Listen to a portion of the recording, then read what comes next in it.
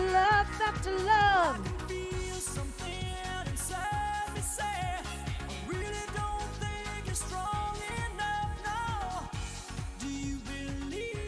Hair and makeup on point. Yeah, so I wasn't gonna stream because I'm so tired.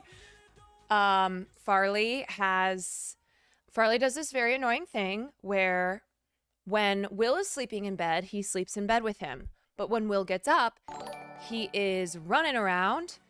And on your left is thank you so much for the raid. I hope the fundraiser went well. I'm so sorry I couldn't tune in. I was taking these headshots all afternoon. But I hope it went well. Yes, there is the donation link. Thank you, Panda ate the piece of toast. Thank you so much for the raid. Welcome in, you guys. I hope everyone's having a good day. Watch me dance the night away. Let's go do a Lipa Barbie song. M Dizzle D, thank you for the Prime Gaming. Raised over 2K. Yes! That's what I'm talking about. This is the song of the year. Yeah. Yeah. That's fucking awesome. Congratulations. That is so exciting. You're just killing it on these fundies. Manuel Hassan raid. Welcome in, everyone. Okay, so we're doing some dancing. We're doing some vibing. It's because today's been terrible. Today's been horrible.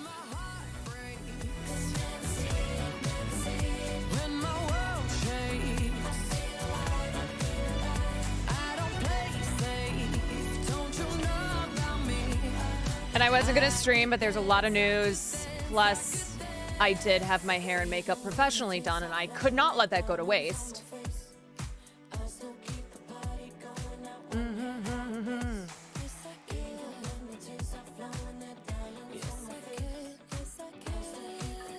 The headshots went well, I think.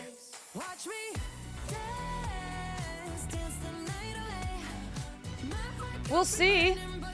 They're over. They're done.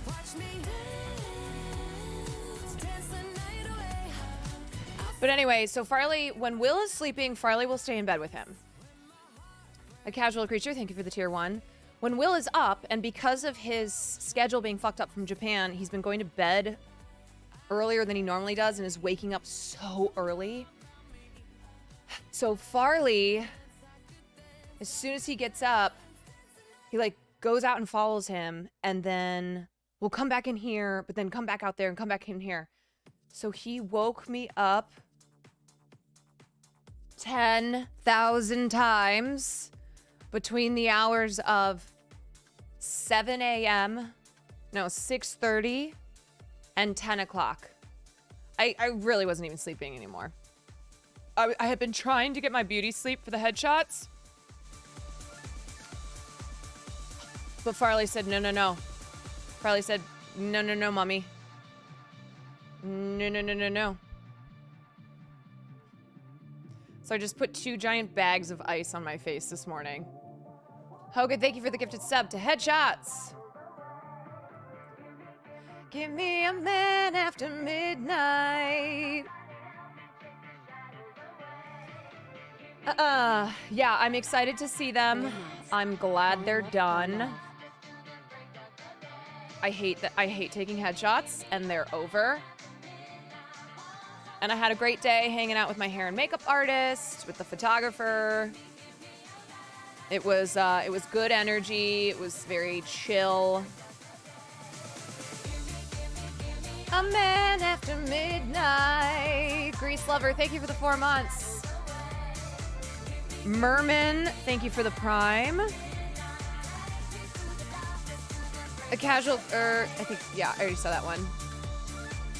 Okay, guys, when is somebody gonna remix a Toxic Gossip Train? I need to hear the remix. I need the club mix. I need it.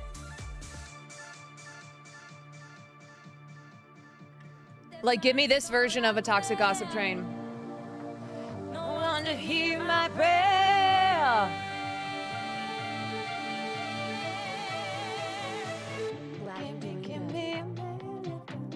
Hasanabi sings Toxic Gossip Train. Oh no, I can't look at that. I'm gonna throw up. Okay, I'll listen to a little bit. Fuck. I told you this was gonna happen. I was like, within 24 hours, there's gonna be AI versions. Oh, this is horrifying. Oh God. Hey, it's been a while since you saw my face. I haven't been doing so great, so I took a little break. So a lot of people are saying, well, my window capture doesn't want to work. There we go. some things about me that aren't quite true. Doesn't matter if it's true, though. This is Just as long as it's entertaining to you. This is horrifying. Right? You guys having fun? All aboard the Toxic Gossip Train. Dude, it's so fucked up because it sounds exactly like him. It sounds like him. Dragging down the tracks of this information, the Toxic Gossip Train. You got one-way ticket to manipulation station. Toxic Gossip Train. Tie me to the tracks and harass me for my past. These rumors look like facts. If you don't mind the gaps, I won't. Wait, hold on. I need the lyrics. Sorry, I'm doing this. You can tune out for the next 2 minutes. Okay. Hey. Hey. It's been a while since you saw my face. I haven't been doing so great, so I took a little break. So a lot of people are saying some things about me that aren't quite true.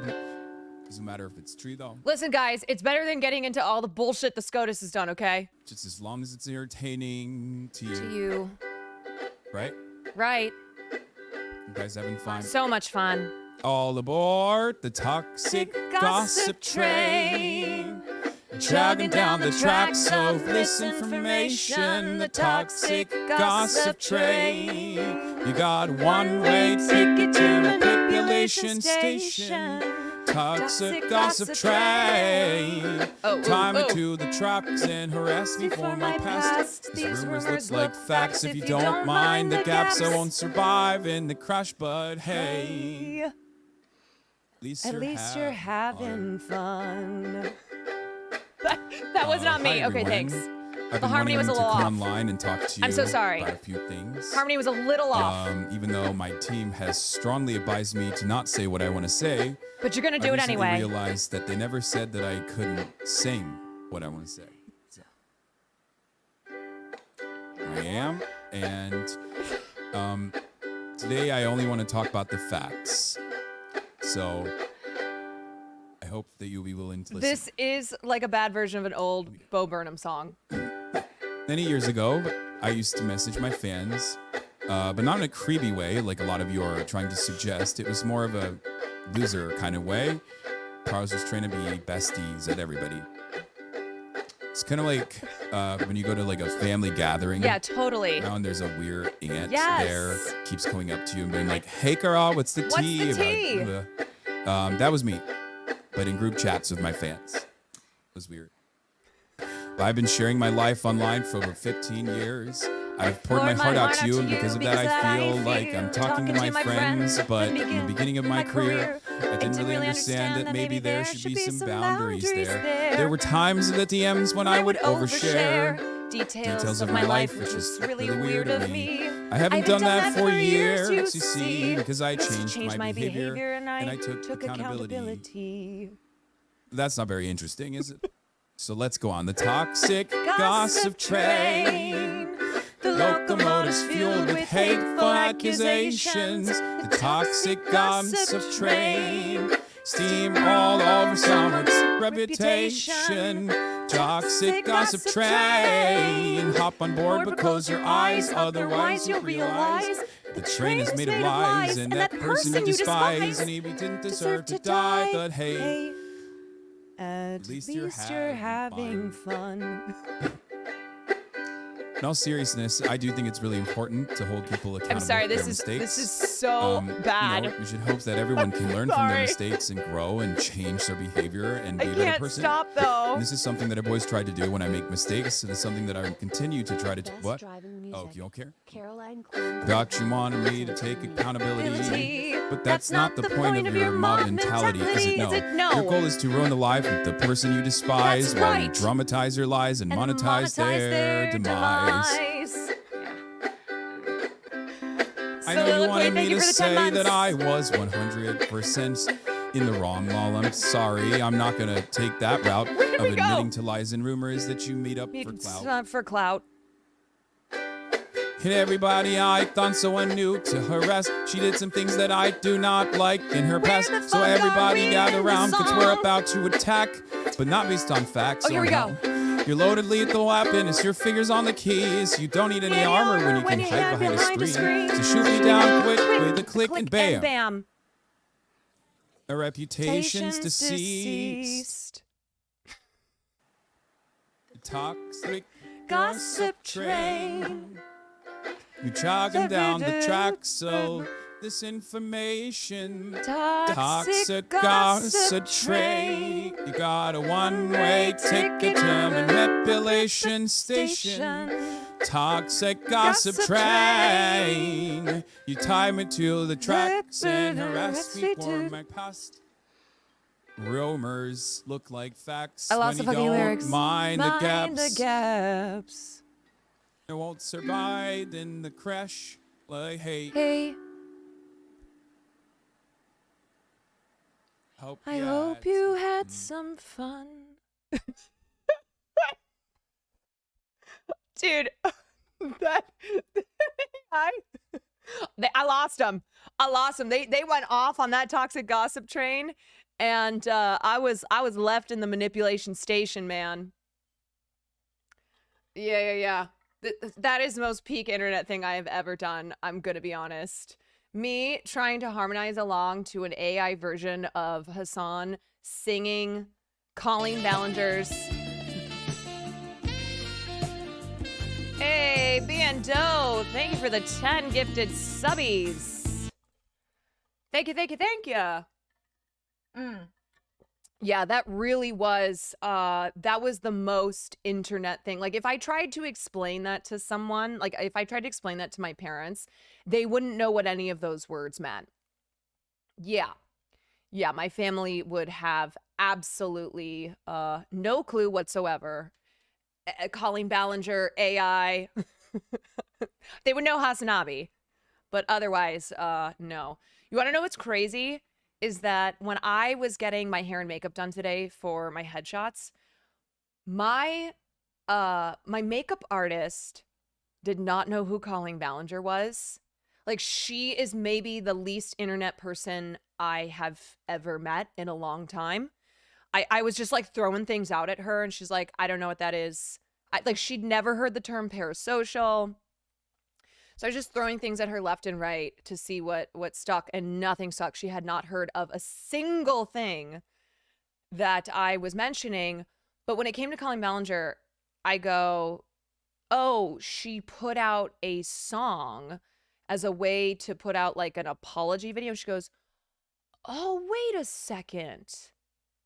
I think I had heard something about that. So that just goes to show that Colleen Ballinger is a big old idiot and absolutely created a Streisand effect by putting out this fucking ukulele song to the point that my hair and makeup artist, who's the least online person I have met in a very long time, had heard of the song, heard of the woman who made the song. She didn't know Colleen Ballinger's name. She didn't know Miranda Sings, but she knew that someone had made a song and that it was really embarrassing.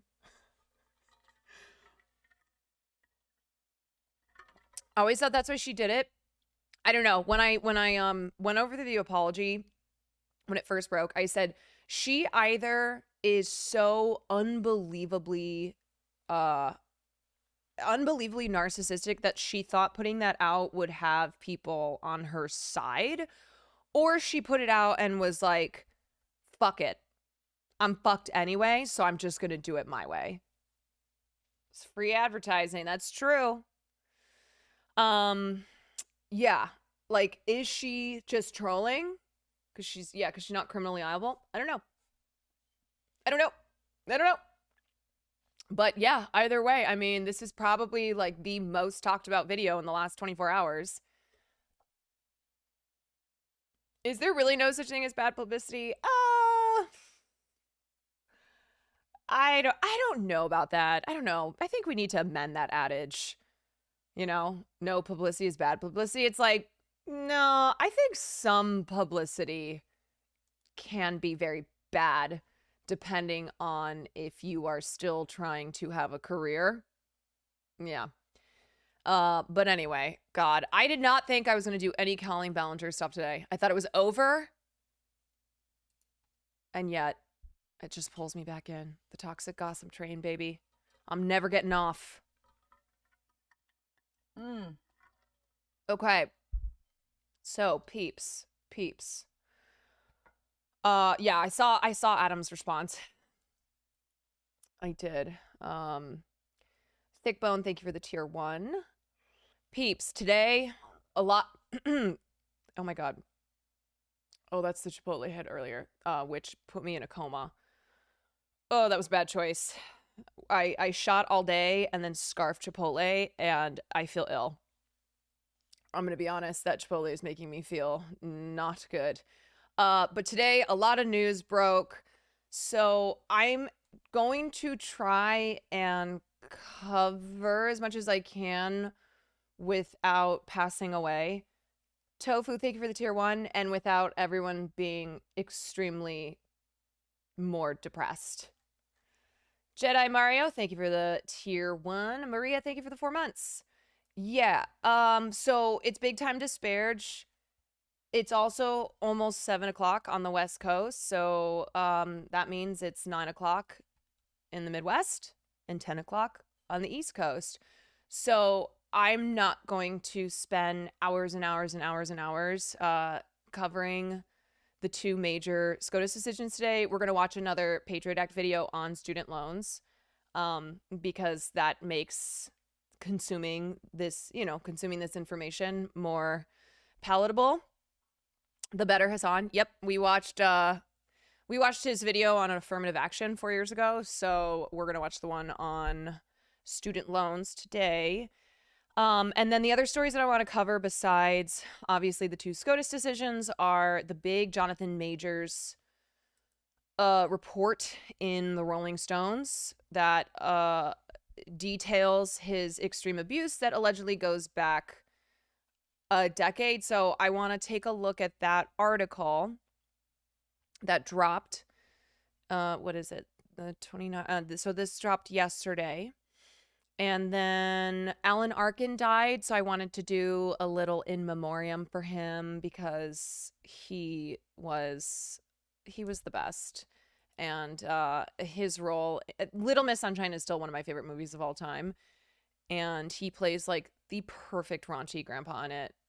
Arkin was such a goddamn legend, and he passed away at age 89. So I wanted to do a little, just a little in memoriam for Alan Arkin, and then I would love to like end with some fun type of react. So maybe a Hot Ones, maybe an Actors on Actors. There's a Jennifer Lawrence Hot Ones and then a John Mulaney Hot Ones. So maybe we watch one of those. And maybe I just keel over in 5 minutes and never get up again. I don't know. We'll see. Yep. Or maybe start covering. And then of course there's what's going on in Paris. I am not concerned. I am going to Paris on Tuesday. And there are currently riots that are happening because the police shot and killed a 17-year-old French Algerian kid. And there have been riots for the last 4 nights. So, of course, people who are headed to Paris next week have been all messaging one another concerned. And I don't know if maybe I'm just so brain broken, but I'm not worried. So don't worry about me. Not trying to really compare. It's crazy. I first saw you when Will rated, then the strike with Hassan, and now you're one of my favorite news chatting streamers. I might watch you more than Will now. Shh, I won't tell him. That's okay. He fucking hates the news, so I love it. Excited for today's stream. I always get to know more from your streams. That makes me really happy. Last night after stream, I was sitting on the couch just like way too in my head, and I told Will, it's like sometimes I think the content is too heady. Like, you know, we talk a lot about philosophy, we talk about we just talk about everything, and I'm like, maybe people just want to just sit there and be entertained by dumb shit, but I don't know. I don't know how to do that. So anyway, but this is the content, this is the stream, and as long as you guys keep showing up, I'll keep showing up. I'm about to drink so much water from this goddamn Chipotle. Don't change anything, you're perfect. Thank you for those bits, Hogan. On company time, thank you for the tier 1. Austin's going early to Paris. Yeah, yes, to dick down French twinks. I'm very excited to go to Paris. I was texting a friend of mine, actually, Ludwig's sister who lives in Paris. And I asked her, I was like, listen, there's a lot of bullshit that's being spread around on Twitter. So just tell me, as somebody who actually is in Paris right now, what's the deal? What's going on?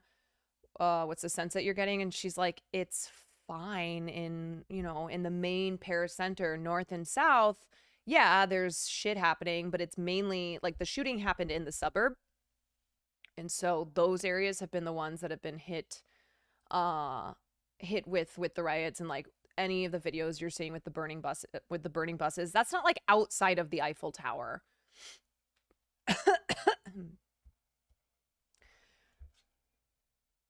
Austin's gonna be frontline correspondent. I'm gonna make Austin go out with me. I'm gonna IRL and make Austin like jump on top of a cop car or something and shout viva la gays. Yeah, so I'm not worried. I never am worried for my safety in a situation like that. Like when stuff was happening in LA, when stuff was happening in Chicago, I'm not like, the city is burning. I must stay inside of my safe home. Let me clutch my pearls. Yes. The thing to be afraid of is the cops, not the protesters. Totally right. So I am not changing my plans. I am set to leave on Tuesday. I will arrive on Wednesday and then be in Paris for a week.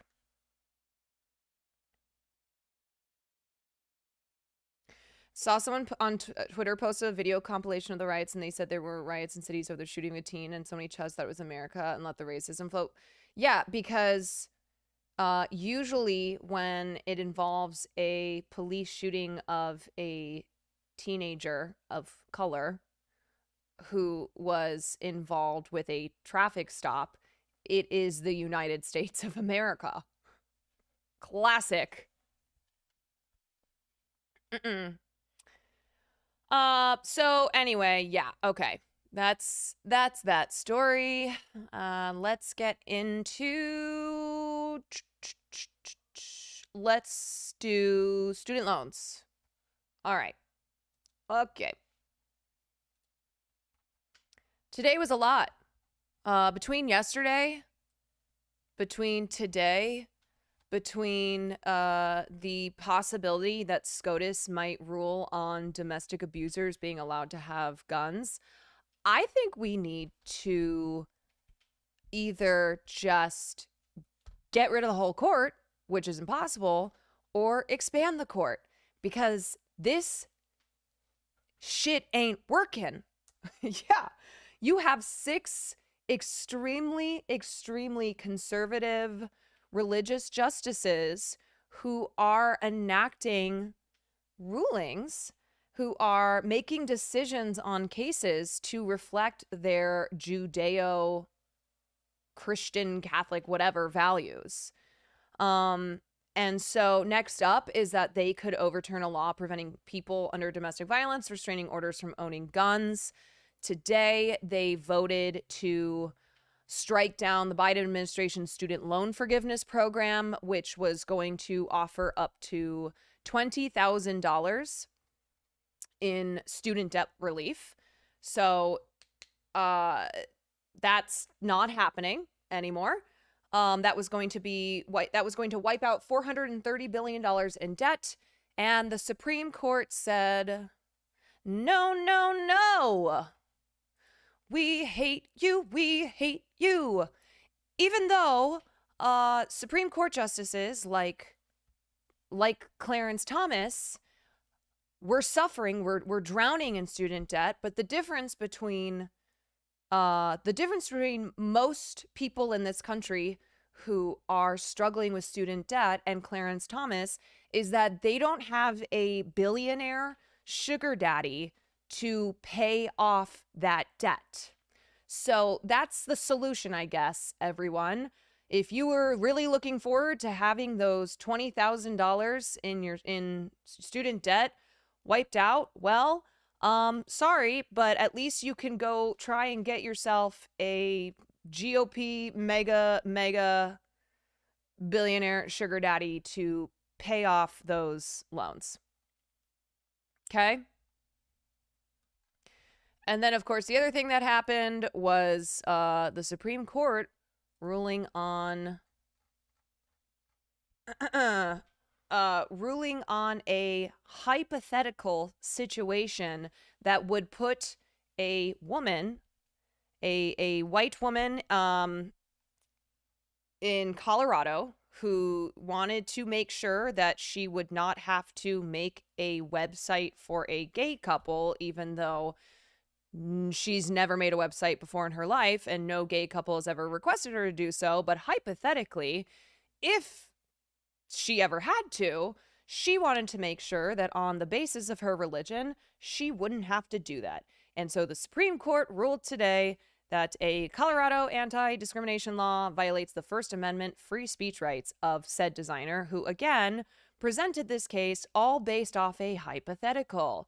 So glad to see that the Supreme Court is making these enormous decisions based off of situations that have not materialized.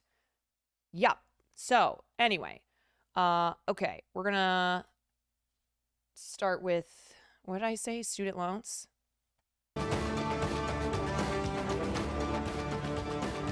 This is a CBS News special report. I'm Nate Burleson. Breaking news out of the Supreme Court. The Feels court like just there's ruled so that the much Biden breaking news administration's these student days. loan forgiveness plan is unconstitutional.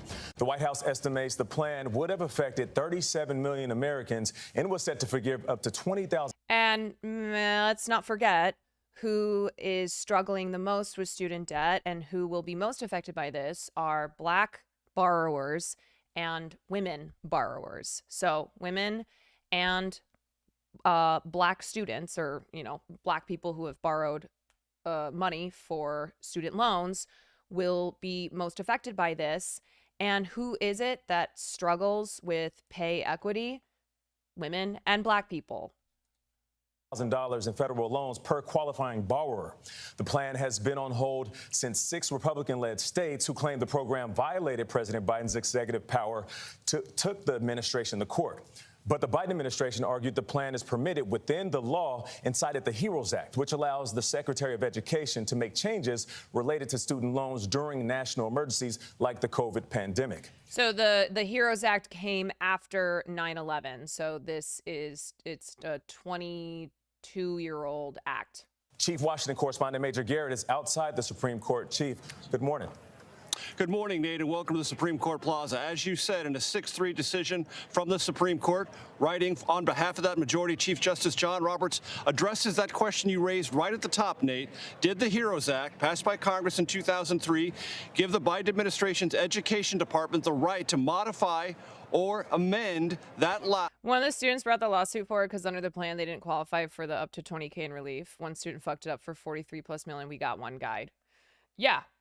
We got one guide both with this, and then we got one galled with the LGBTQ ruling. That act to provide this student loan forgiveness. The court, through a 6-3 majority, says absolutely not. Let me read the main paragraph from the decision.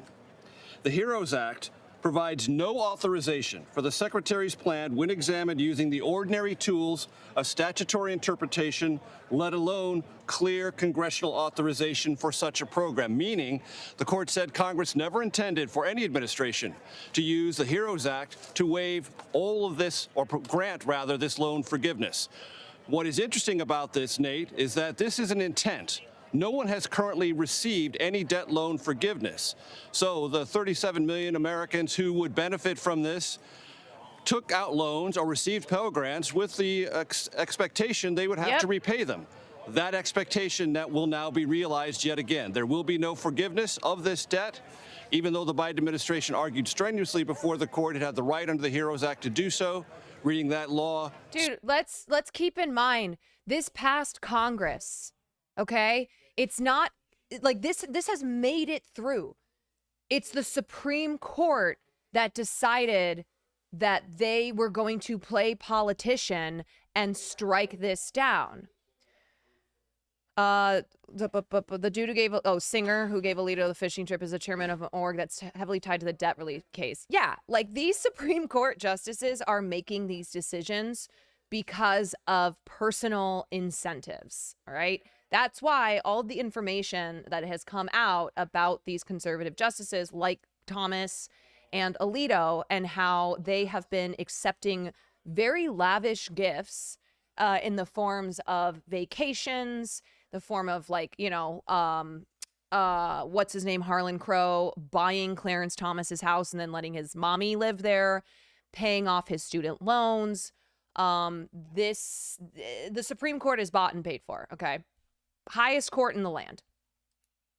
Specifically, and the court said directly, it said it found no authorization for a debt forgiveness of this side. The financial implications of it, Nate, $400 billion, the estimated cost of this debt loan forgiveness, and about 16 million Americans would have qualified almost immediately to have their debt forgiven, at least in part or total. That will not happen, and the court has so ruled. Nate, back to you. Winter Snow, thank you for the tier 1. This is so fucked, and I'm sure we all have a lot of personal anecdotes, but I have a friend who both her and her partner were counting on these, both of them were going to have $20,000 in student loans. They were going to get that relief, and they are having a baby. And part of having a baby was them feeling some relief, knowing that between the two of them, they were going to have $40,000 in their loans relieved. And now they're not. And their baby is on the way in just a few months. Major Garrett, we'll check back in with you on another Supreme Court ruling in just a bit. Thank you. Joining us now, CBS News legal contributor Jessica Levinson. Did any of the plaintiffs... To be clear, the student loan was not the thing that kept them from having a baby, but it certainly provided them relief knowing that this passed through Congress. Okay, let's just keep that in mind. This was not something that Biden proposed and then was shot down in Congress. This passed. They had to fight for the $20,000. And then as part of the debt relief plan, Biden had to unpause student loans. So everyone is fucked now. students have the legal standing to bring this suit? In one case, the plaintiffs were 6 GOP-led states. In another, the plaintiffs were 2 student loan borrowers. Yes, and that's how we got to the opinion that Major just described. If nobody had standing, then the student loan forgiveness program would have remained because nobody would have been able to challenge it. What the court said today is at least Missouri, through a public corporation named Mohila that it created to oversee the student loans, at least Missouri had standing. The court said we don't have to look at the other states, and they proceeded to look at the merits. Exactly as Major said, they're looking at this 2003 statute, the HEROES Act, and they're looking at 2 very specific words, waiver and modification, and they're trying to figure out if this big student loan forgiveness program falls within either one of those words. And the court said today in a 6-3 decision by the chief, no, this is a big program. You need specific authorization from Congress. You can't try and shoehorn it into waiver or modification in the HEROES Act.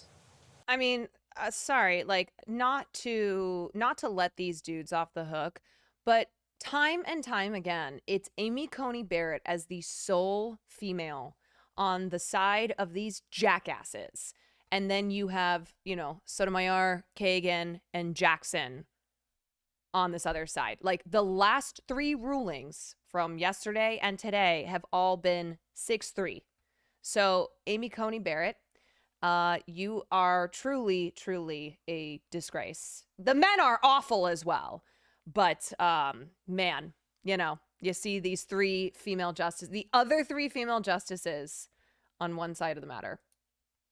Jessica, thank you. Let's bring in. Also, the same about people of color and not Thomas. 100%. Thomas is the only non-white justice, like between Clarence Thomas and Amy Coney Barrett. It's like, you two, what? What are you doing, man? In the HEROES Act. Jessica, thank you. Let's bring in Christina Ruffini at the White House. Christina, what's the reaction from the Biden administration? That's my black nationalist Well, Nate, the king. administration was clearly prepared for this eventuality, and although sources at the White House say they strongly disagree with this opinion, the president, they say, will have more to say on this today. But just moments after that opinion came across, we received this statement. It says the president will make clear later today he's not done fighting yet and will announce new actions to protect student loan borrowers. It also says we'll be making it crystal clear to borrowers and their families that Republicans are responsible for denying them the relief that President Biden has been fighting to get them. And that last paragraph really goes to the crux of this. Look, President Biden said in November this was a campaign issue for him. He said he was going to do it. He did it. Nobody should have been surprised by that. And yet there was opposition from Republicans almost immediately to try to overturn that. And we saw that was successful today in the court. Look, the other issue here is one of the biggest borrowers, the biggest borrowers, the biggest holders of student debt are black women. And black women voted overwhelmingly for President Biden. This was one of the things he wanted to do for his constituents, for these people who helped get him in office. So as we heard from the White House, the fight isn't over yet. But as we've seen with this administration, with a split Congress and with a conservative court, it is increasingly difficult for the Biden administration to take executive actions to try to make policy when it keeps getting bounced back by the guys in that big building a little bit down the road. So you know what Biden should do when he's asked about expanding the court? He should not say, no, I'm not going to do that. Because I don't care. I don't care that he has been fighting to get a portion of people's student loans forgiven when there are few options that are available going forward with this, overwhelmingly majority conservative court. When Biden comes out and says, no, I will not pack the court, I won't expand it, and then that gets, picked up and that's seen around on Twitter and everywhere else, like people are seeing that shit and they will be pissed off at him regardless of him trying to do the right thing and get at least some of these student loans forgiven. So what are the possible next steps for the president? We'll have to see. They could try to do another executive action. In those arguments, one of the justices mentioned this is something that really should come from Congress. But with a divided House and Senate, that seems unlikely. So it's unclear what recourses the White House will really have. But I guess we'll have to hear what the president says later this afternoon. All right, Christina, we appreciate you. Seems like 1 in 8 Americans will have to restart those payments. The money they were saving for possibly cars or even homes will have to be put on hold if this is indeed the case. We'll check back in with you later. Let's go back to... Right, so like student loans hurt the economy. People would be able to put that money back into the economy. It's just so, oh, is this not over? Major Garrett, who I called Chief a little bit earlier at the Supreme Court. Major, there was a big decision that was released today, another one as well. Let's get to that. What do we know? So this case, Nate, was about the tension between First Amendment rights and LGBTQ rights in the state of Colorado. Lori Smith, who is a web designer, wanted to design websites specifically for marriage. Okay, yeah, so this gets into the next case, which is the anti-discrimination case, but we're going to save that until we finish student loans.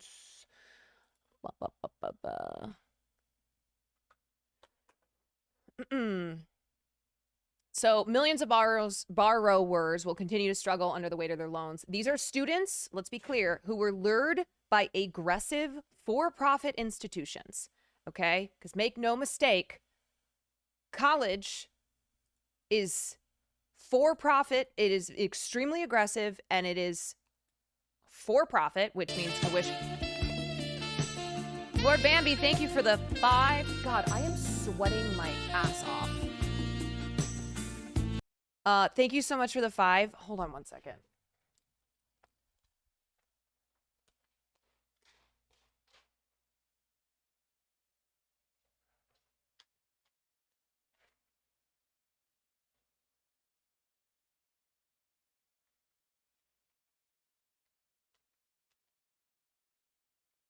Oh. Oof. It is warm. Trying not to get heated. Okay, so tuition is going up.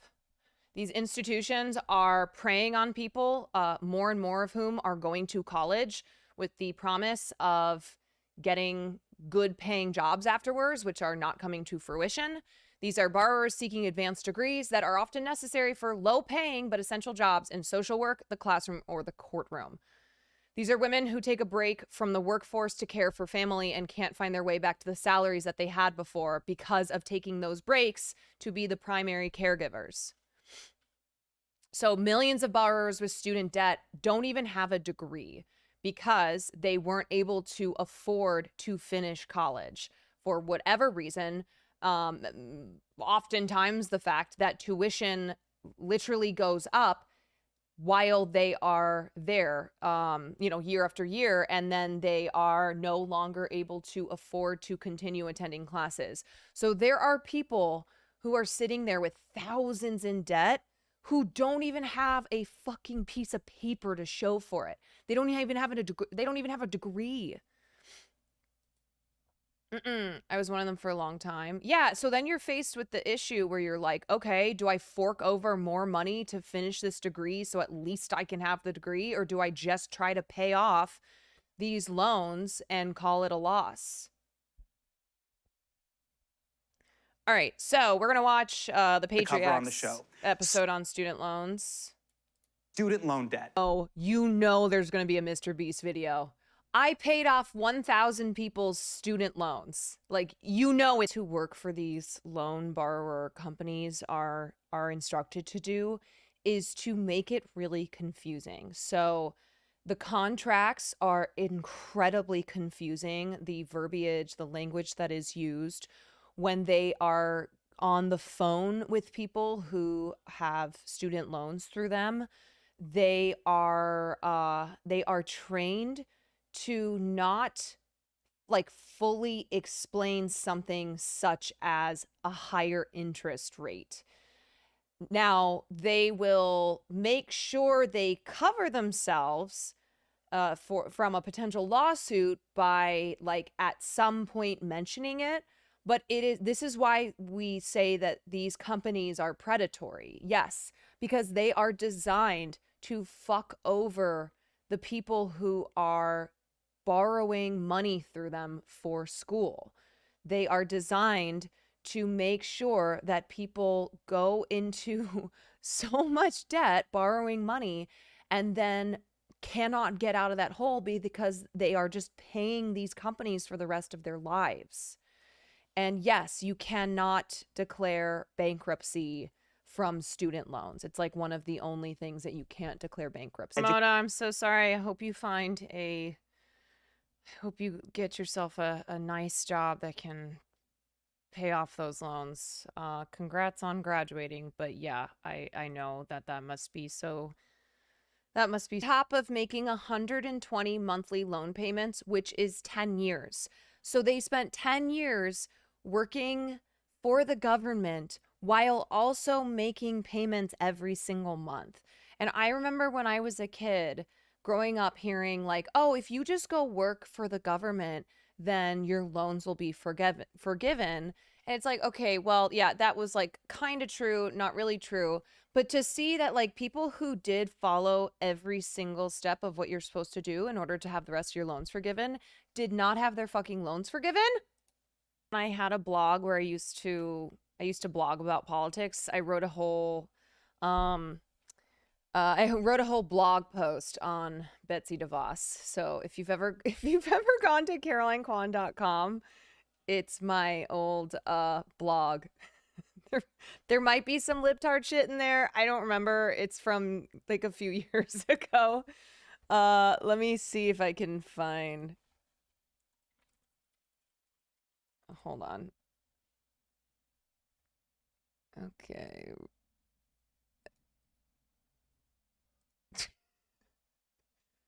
There it is. Yes. Oh, I thought this title was very... It's called Quantification. Yeah. Way ahead of you. Thank you, Anonymous. Yeah, so I wrote a blog post in 2017 called The Secretary of Education Devastation. Yeah. Yeah, all my titles I thought were punny as hell. So this is the first paragraph. If you ever find yourself up for Secretary of Education responsible for establishing policy, administering federal assistance to public schools, and enforcing federal education law, please do our students a favor and have at minimum a basic understanding and respect of public education. This week's spotlight on worst pick ever Trump cabinet member is current Secretary of Education, Betsy DeVos. Bro, I cannot believe how much fucking time I used to spend on this blog for funsies. I didn't get paid. And then there's like basically every time I would have a spare moment between my 12,000 jobs, I would write a blog post. I don't know why. Oh, I have a Harry Potter reference in here. Oh my god. Oh my god. Yeah, look at how long this is. Look at like what? Now this is blogging. Yeah. So anyway, that's my blog, my old blog called Quantification, blogging on politics, culture, and current affairs. Yeah, some of these blog posts are like insanely long. Like what? How did I write this much? Did you want to be a journalist? Kind of. Yeah. Holy essaying. When did I stop? I stopped after 2020 when I got so burnt out on politics. So I mainly blogged throughout the Donald Trump presidential years. And by blog, I mean fucking wrote essays. But then in these titles, 2017, a revelation. 2018, a declaration. Do you know how big your readership was? Like probably one person, my dad. Maybe two, my mom and my dad. Like I didn't have a social media presence. No, I don't know how anyone would have found my blog. I was literally like writing this just to write it, which is so crazy. I cannot more site traffic now than ever before. Straight up. Like probably the only people who have ever read these blog posts are my parents. Yeah. So the last post I wrote was called The Aftermath, and it was in 2020. And then I was burnt out, and then I quit everything. I quit politics. I quit, and I just sat in my grandmother's house during the pandemic doing 1,000-piece puzzles and listening to, like, I don't know, listening to podcasts on philosophy. There is a level of catharsis in screaming into the void. That's true. Yeah. I remember the first time I met I had been friends with Hassan, and we used to talk about politics all the time. And I remember he came into the club one night. I was like, yo, I started a blog. He was like, good for you. He was very supportive of my blog. He would not remember this at all. But I was like, yeah, I started a blog. Like, I don't know why it was some big revelation. I was like, yeah, I'm going to blog about politics now.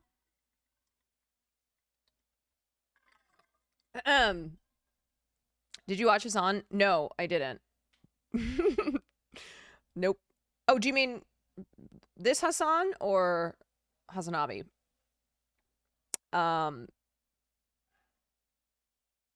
I watched some of Hassan's stuff when Will was working with him at the Young Turks. Any Hassan? Yeah.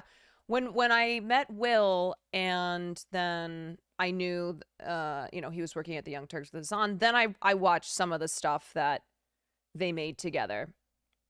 But the reason that I knew Hassan the night that he came into the club, because I looked at him, I was like, are you that woke bae guy? Because I had just seen that fucking woke bae article. So goddamn cringe. And I looked at, and he came up and he was wearing his Obama shirt. And I was like, aren't you that woke bae guy? He was like, yeah.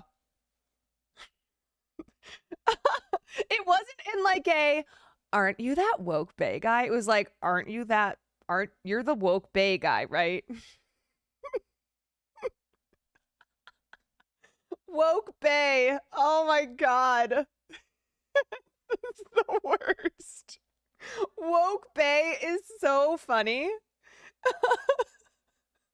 It's so, how many of you read that saw that woke bae article when it dropped?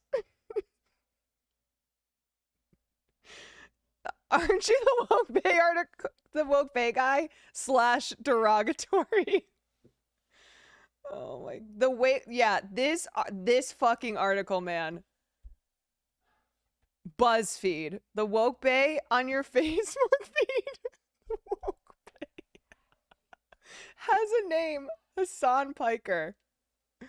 Oh my God.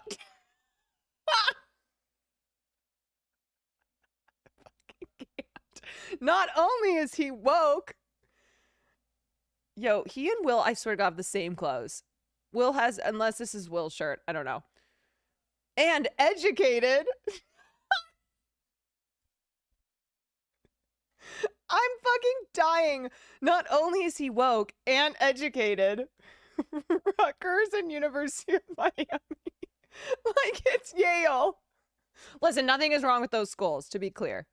He's a snack. Okay, I'm cringing and dying. Cringing and dying. No, the hat. The fucking hat. The fucking hat. Oh, I'm in pain. I'm in pain. A snack that knows how to talk dirty. No, please say it ain't so. Say it ain't so.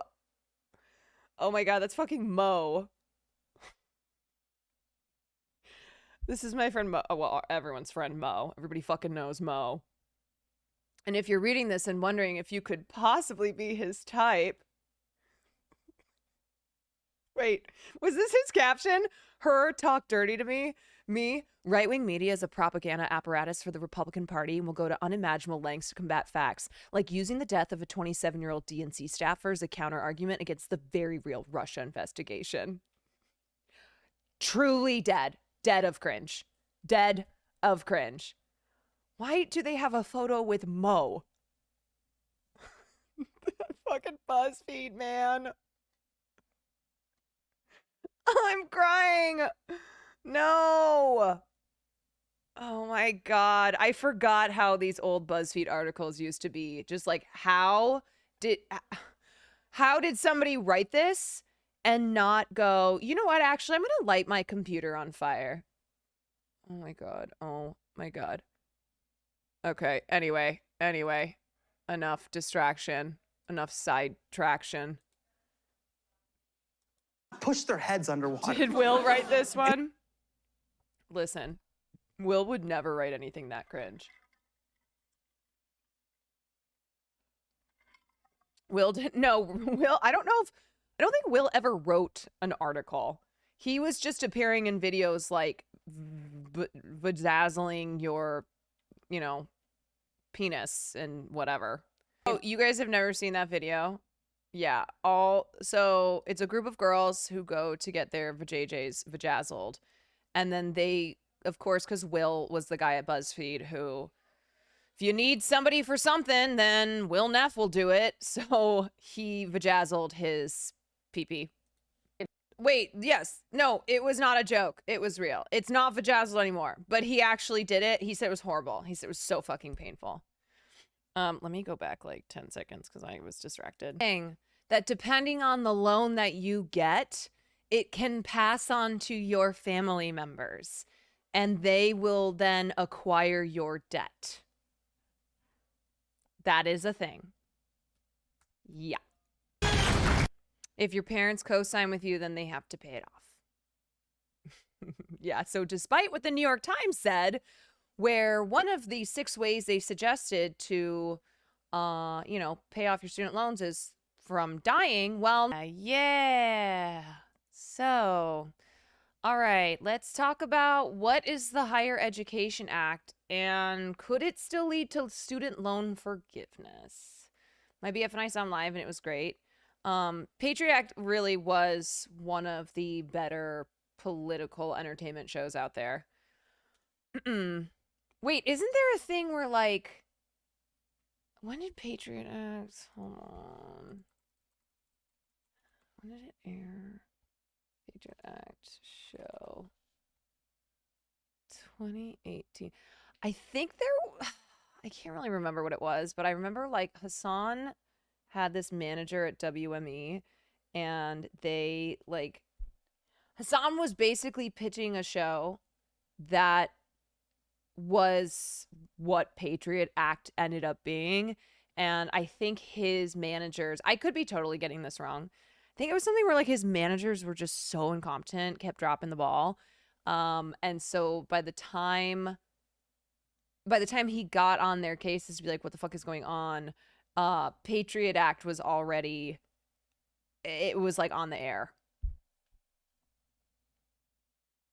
Is it worth actually going to college in America? I'm poor. I want to get a poverty for myself and my family, but I don't know. Is it even worth it in the end? It depends, right? Are you able to get a significant scholarship to go to college? Then yeah, it would absolutely be worth it. Are you able to, try the community college route first and then transfer into a 4-year, an institution after that? Are you able to, do you need college or would you want to look at the trade schools? Like, I think there are options that you should sit down and really just break down these options, pros and cons, how this might look financially for you in 5 years, in 10 years. Like, that's hard to predict, but the most important thing is like, how much debt will you undertake? And then also what is the job market looking like with your career interests? Some jobs pay for school like mine. That's why I'm going.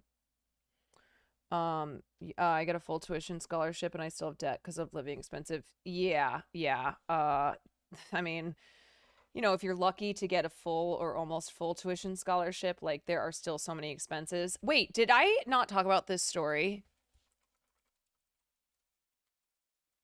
I don't know if you guys saw this. This is crazy. This student saved thousands in rent by communicating via plane. By commuting via plane. The San Francisco Bay prices are notoriously high, but one graduate student managed to avoid the lofty prices. He simply commuted 92,089 miles from his home in Los Angeles to the University of California, Berkeley. The supercommuter first shared his story 2 months ago in a now viral Reddit post titled, "I survived living in LA and commuting to California by plane, commuting to Cal by plane over the past academic year to save on rent, AMA." So he said he came up with this crazy idea to avoid the expensive Bay Area rent while attending his 1-year civil engineering program. He knew he wanted to return to Los Angeles after graduation since he was already comfortably living there. My classmates, instead of asking, "What's for dinner?" they would ask, "When's your flight back?" The student who shared his name as Bill told Los Angeles news outlet KTLA. The supercommuter wrote that student housing near Berkeley was going to cost him at least $1,600 per month without utilities, and that he had to be there for 12 months, even though his program was technically only 10. The San Francisco metropolitan area, which accounts for Berkeley, is one of the most expensive places to live in the U.S. Since 2020, rent prices rose by 5.4% to a typical rent price of $3,080.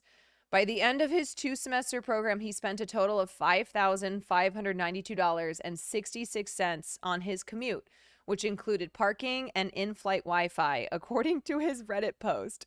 Airline miles, including over 400,000 with Alaska Airlines and a credit card with Southwest Airlines, helped. So this guy paid almost $6,000 rather than what's $1,600 times 12 months plus utilities, plus like other shit. How often were the flights? He was required to attend classes on campus 3 times a week, but sometimes flew up to 5 times a week if there was an in-person meeting or event. In the post, Bill said he purchased all his plane tickets months ahead of time and just canceled them the night before if his schedule changed. Thanks to his elite status with Alaska and Southwest, he had access to same-day flight changes, so he'd book the cheapest flight of the day and just call the airline to change. I mean, this is pretty much what Austin Show does. Rather than just rent a place in Los Angeles, he just fucking flies back and forth. This is giving Austin Show. Supercommuting lives up to its name. The student said the door-to-door commute time was around 4 to 5 hours one way. To make his 8 a.m. class, he said he woke up at 3:30 a.m. to catch a 5:30 a.m. flight. He would sometimes take the last flight out if he had to stay late for a project. He calculated that he took 238 flights, this was in a year, and spent 52 days commuting, saving thousands in rent money. Bubba, thank you for the 2 months.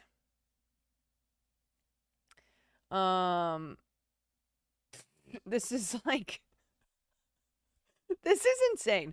This is probably one of the craziest things I've ever done in my life, and I'm so glad I made it through without missing any classes. That itself is a miracle, he wrote. Bill isn't the only person who's gone viral with the super commute. Earlier this month, TikTok user Sophia Salanto84 posted a video about how she commutes from Virginia to Newark Liberty International Airport for her summer internship at an advertising agency in the New York, New Jersey area. Because I only have to be in the office 1 day a week, honestly, it's cheaper for me to stay at home in Charleston, South Carolina for the summer with my parents and just pay for plane tickets 1 day a week than to live in New York full time, she said in her video. This is crazy, man. But you know, I guess you got to do what you got to do sometimes to save some moolah. Got to save some moolah.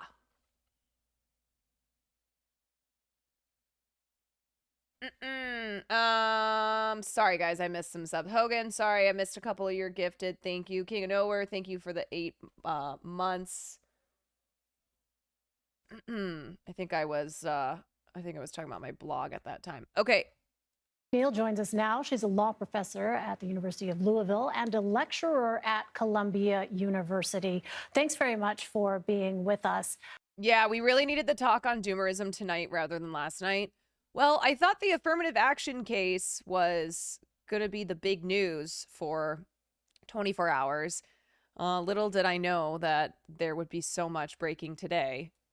So let's turn back to the issue of student debt forgiveness. Does the ruling in this case put an end to the Biden administration's efforts at student debt forgiveness? It does. I mean, the Supreme Court was very clear in saying that Biden's loan forgiveness policy was an overreach of his executive power and overreach of his authority. Now, when you say does it end, it's possible that the Biden administration might be able to come up with a student loan forgiveness policy that is constitutional. So but do it. The way that this particular plan was in place is ruled as not. So it just depends on whether or not they can find a way around it. To be quite honest, based on my legal expertise, I cannot see a path to doing that. I want to follow up on that point, that you don't see a path to doing that. Share What's with up, us Theo? what the three justices who dissented on this decision argued. Yeah, so they're arguing that the HEROES Act does indeed provide the authority for the Secretary. So what is the point of this interview? Straight up.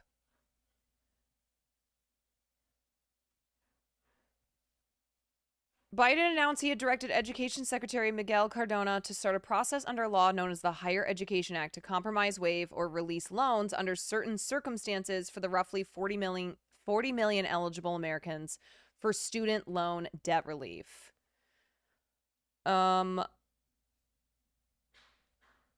Okay, so like, what's the fucking problem?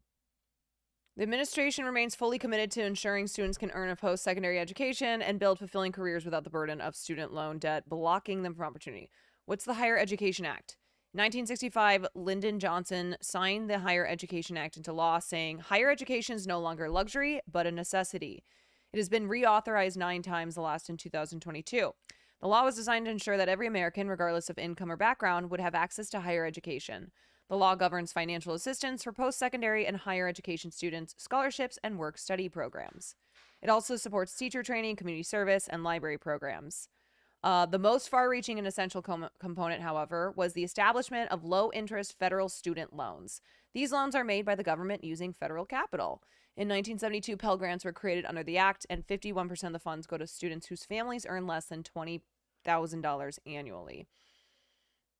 It's wild. Biden rode hard on student loan forgiveness. He couldn't even veto it like he said he would. Right, man. I mean, and he's also coming out and saying that he has no interest in expanding the court. Okay, so could the Higher Education Act lead to debt forgiveness? The act must go through negotiated rulemaking to make changes to administrative regulations, a process that could take a year or longer. So the problem is, too, because of the battle for the debt ceiling bill, Joe Biden, and this is not me excusing him, he had to agree to unpause student loans. So even if they move forward on trying to use the Higher Education Act to help relieve some of these student loans, this could take a year, 2 years, who knows? But people will be continuing to pay their student loans, which resume shortly. This will also be in the midst of a presidential election. I mean, I don't want to be. I'm trying to find the positives here. It's subject to federal regulatory review and comment. That's a much longer process. When the president said it's going to take a while, they'll move as fast as they can. They can only move as fast as that regulatory process, which has very specific guidelines and hurdles. So, yeah, I mean, he...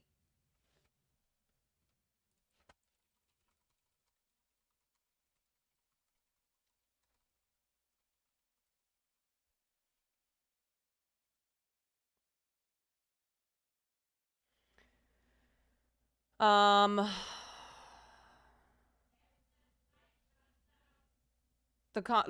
the president doesn't have the legal authority, of course, to forgive student loans on his own. Only Congress has the power of the purse. Executive action can be used only when it has been specifically authorized by Congress.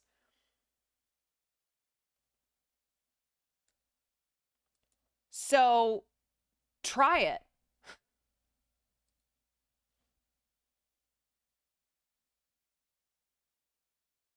Oh, come on, man. John, you know what?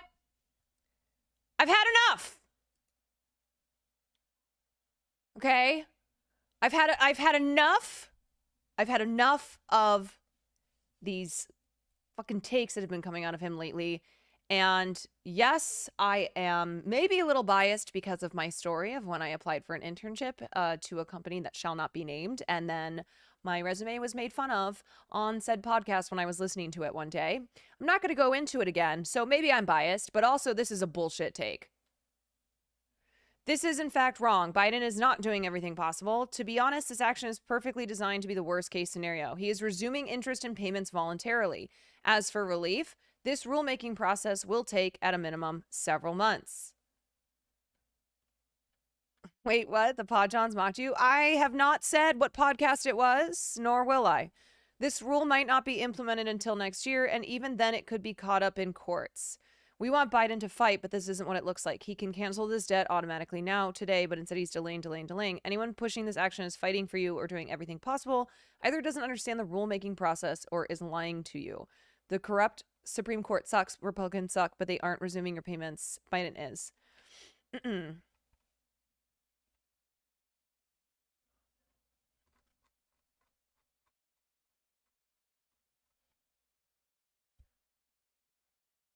Yeah. All right. Brainberry, thank you for the Prime Gaming.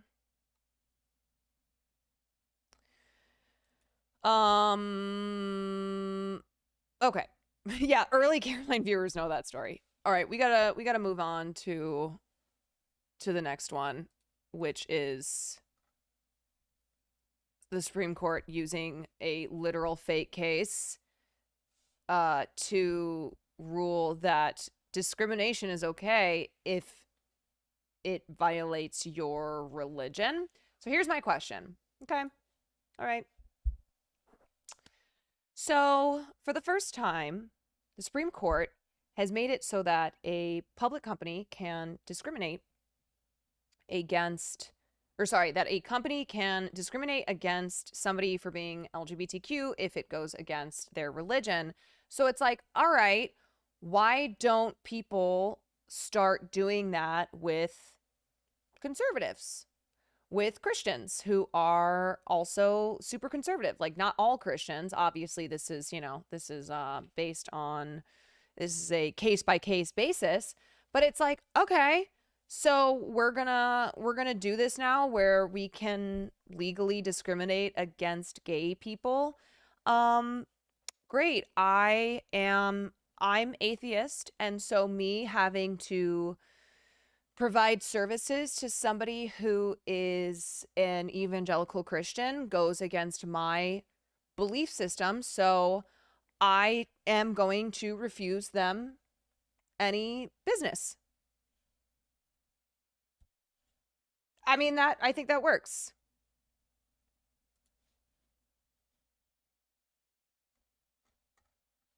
Yeah.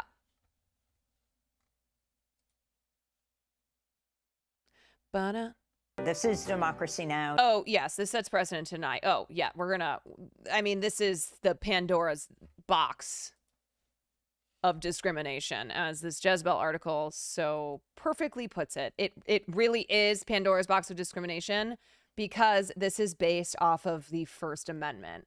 So, ruling in favor of this idiot in Colorado on the basis of the First Amendment means that there are a lot of groups who are now fair game. Okay, I gotta fill up my water though. I'll be right back. Let me pull up some YouTube. The YouTube. I always feel bad leaving you guys sitting in silence. But then it's like, this chill lo-fi. Too chill?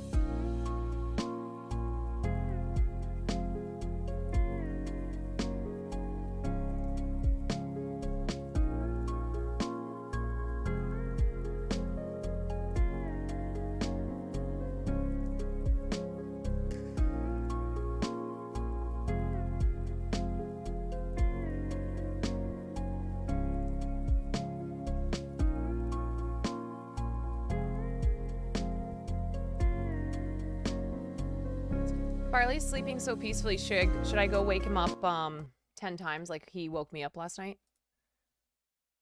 Should I go hit him like he hits me when he wants me to wake up? Yeah. Yeah. He's the baby. That's true. I know.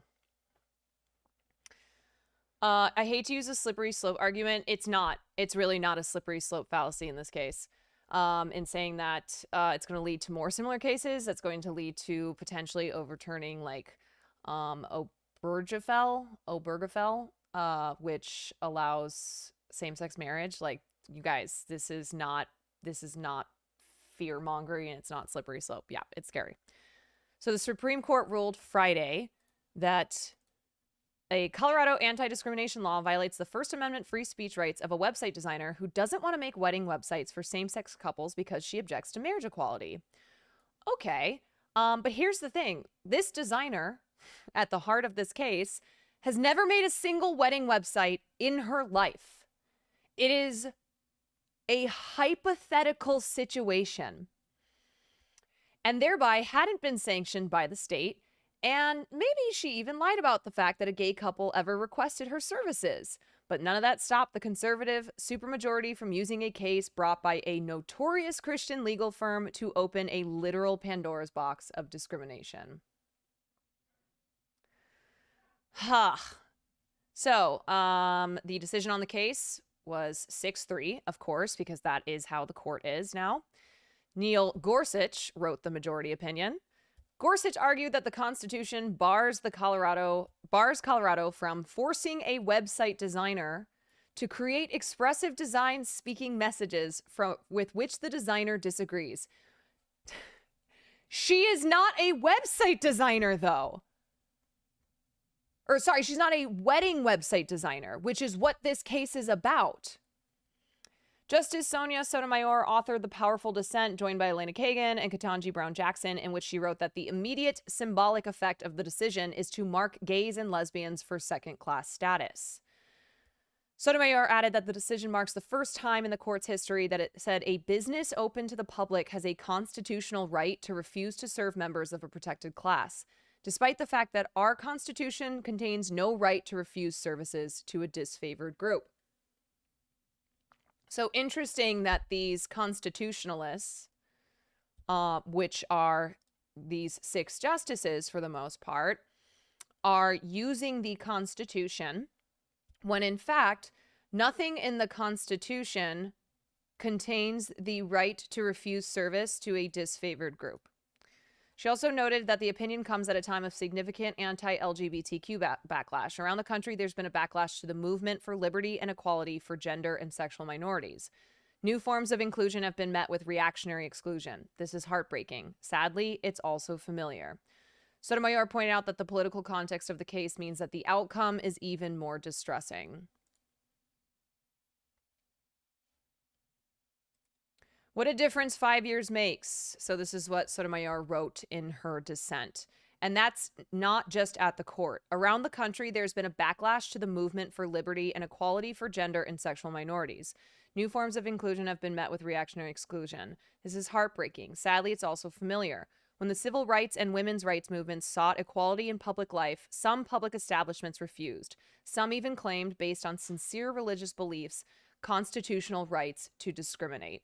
The brave justices who once sat on this court decisively rejected those claims. Dave, thank you for the tier 1.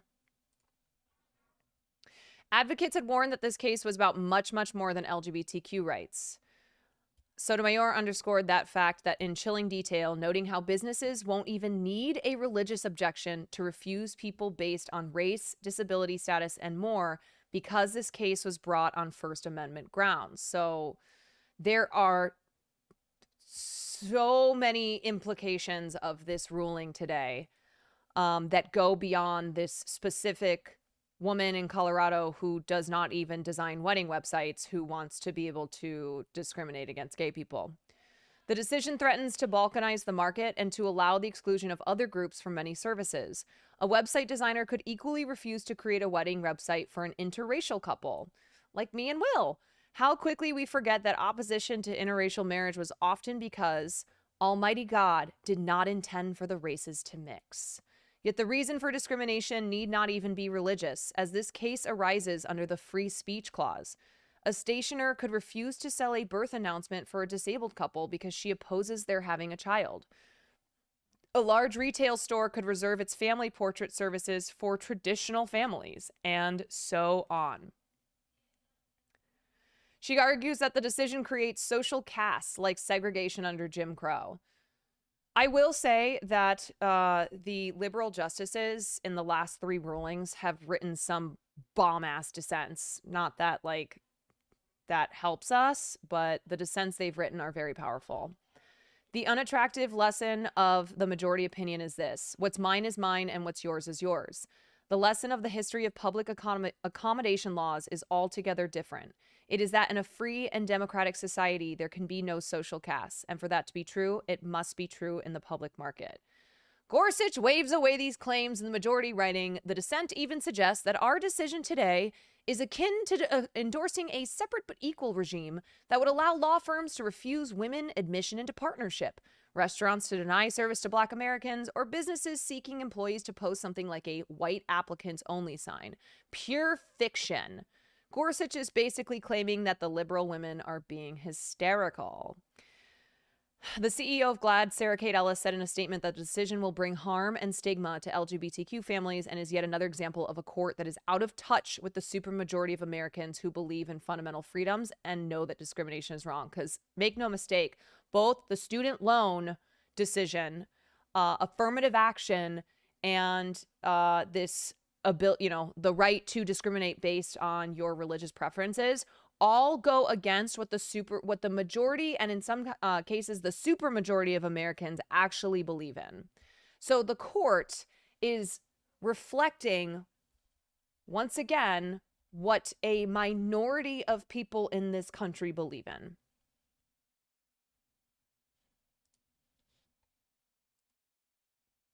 This is Democracy Now!, democracynow.org, The War and Peace Report. I'm Amy Goodman.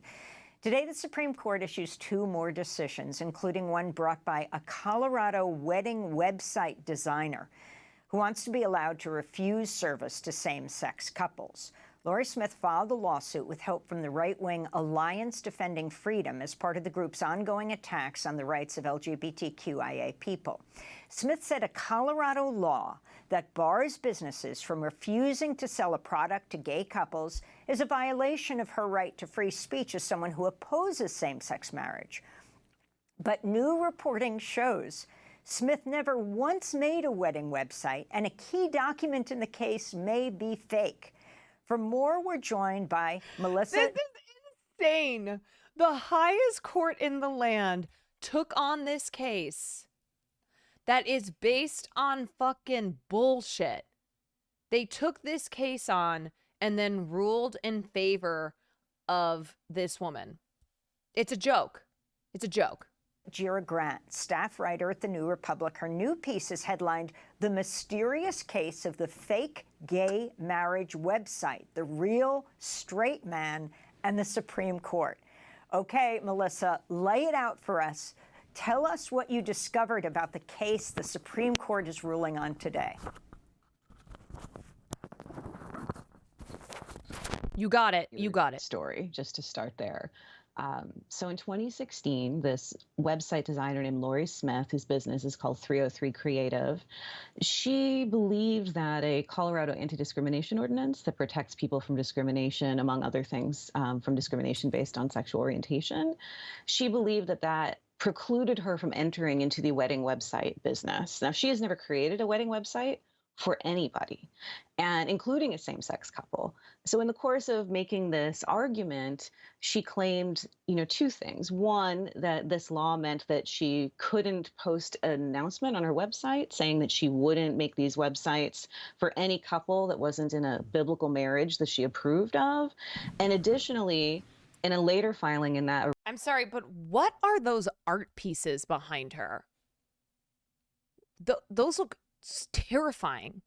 Those look like evil souls such as hers, which are I don't know, it's like a bunch of people who look just like her stretched out all put together in like the worst party you've ever walked into. Original case in 2016, she claimed that an actual same-sex couple sought to have her build a website for them.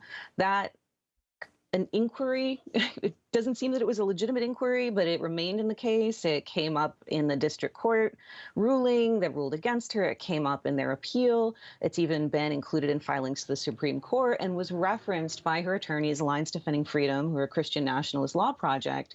They said, hey, she's had an actual inquiry. So this is a case that, has some relevance. But before this inquiry became a subject of debate, it hadn't really been reported out until I was able to reach the person who allegedly made the inquiry. And I want to point out, this is unbelievable. It's like 7 years later, right, Melissa? I mean, this case was brought in 2016. Holy shit. Dude, what? Thank you for the gifted sub. This bitch has been fighting this hypothetical situation case for 7 years. A general reporter, and you just decide to look at the documents of this case the Supreme Court is now weighing. Yeah, I'm just sort of like shrugging and shifting in my seat because, like, yes, I've covered the Supreme Court. I've covered cases that I spent months of my life on. This is one that, came up in the course of reporting on anti-LGBTQ issues, which is mostly what I do. And, I just saw this phone number in a filing and I thought, well, let's call this guy, right? Let's see if this is a real inquiry. And, again, like, wait, you called a guy who supposedly, according to the documents, is the guy who asked her to make a website for his gay wedding. So, but there was a name, there was a phone number and address, and you called the man in Colorado. Yeah. Well, he's not in Colorado. I learned that right away. It is a real person's name. It is a real person's phone number. It is a real person's email address. It is a real person's website. But when I called that real person, and it wasn't hard to reach him, he was happy to talk to me. He's a very reasonable, nice guy who had no idea that his information was in this case. And he had never heard about it from another reporter. No one had ever called him to check this inquiry out, which would suggest also that the attorneys in this case did not reach out to him to verify this. It suggests that, once it made it to the Supreme Court, it was just sort of established as assumed fact that there was a genuine inquiry here. And again, just to underline, like, this is not the sole piece of evidence they're bringing the case on, but the case itself was already about fake, like, maybe someday a gay couple would ask her to make a website for them. But let's be clear on this man. Yeah. He is married to a woman, has a child, and had no plans to have a gay marriage, and never, he said, submitted any requests to this woman who doesn't make marriage websites to make him a gay marriage website? Not at all. And, I looked into his background. It seems credible. I've been talking with him on and off since the first phone call I made to him on Tuesday. Can he sue? I don't know on what grounds he would sue. I genuinely don't know. This is so, it's so insane. This is the equivalent of like a YouTube prankster winning a presidential election. Can she be sued for lying? Yeah, that's what I'm wondering. I don't know. Like, I guess. So it's so bizarre. It's like, did she just look up some random dude and then use him and his information as the person who had asked her to make this wedding website?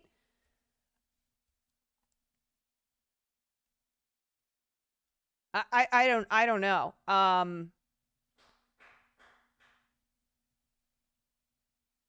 Falsifying legal documents? Potential. I don't know. I'm no big city lawyer.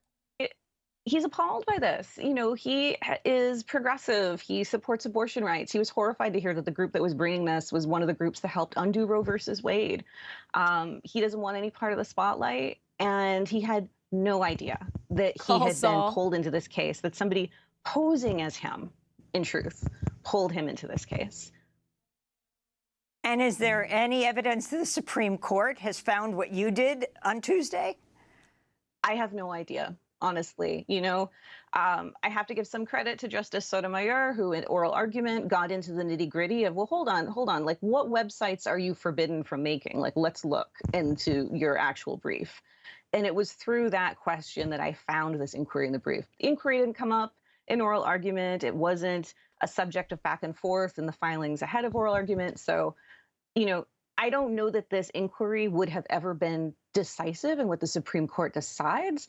But for me, it's so indicative of all of the questions and concerns people have had about this court and the legitimacy of this court. And so tell us what this group, the Alliance Defending Freedom, or ADF, is that brought this case that's now being weighed by the Supreme Court. So ADF started in the 1990s. They're really invested in this project that we would now call Christian nationalism. Dude, you just know when people look like this, when they got these like freaky teeth and airbrush faces, that they are evil. It's it's like it's giving Get Out. The airbrushed face, the frozen smiles, the crunchy hair, it's nightmare fuel. Yeah. Believe that Christians have a right to decide the way that this country and its laws function. They are, fundamentally opposed to the separation of church and state. And so a lot of their cases kind of came from that place. They've been very successful in getting cases before the Supreme Court. People may have heard of the Masterpiece Cake Shop case, which is kind of similar to this one. But at least in that case, there was an actual gay wedding and there was an actual gay wedding cake that was at issue. Like here, there is no wedding. There is no website. It's troubling that a group that's pushing this agenda, attacking queer and trans people, they're behind the anti-trans laws that we've seen pop up by the dozens across the country over the last few years. If all they have to bring is, fantasies of things that gay people someday may do, what does that say about their project? And what does it say about the court that they're willing to entertain something that's based on something so flimsy? And fascinatingly, lower courts rejected it. Melissa Gira-Grant, I want to thank you for being with us, staff writer at The New Republic. We'll link to your piece, The Mysterious... Bro, the lower courts rejected this case, and it still made its way to the Supreme Court because of this current Supreme Court that we have. Case of the fake gay marriage website, The Real Straight Man, and the Supreme Court.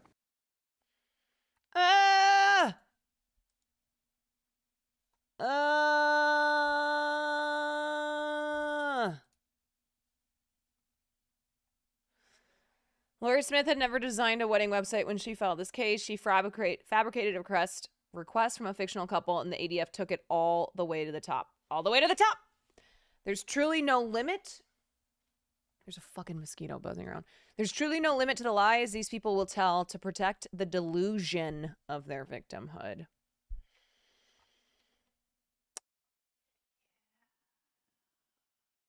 I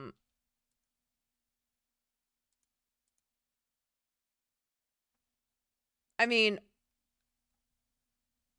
it's unbelievable. It really is.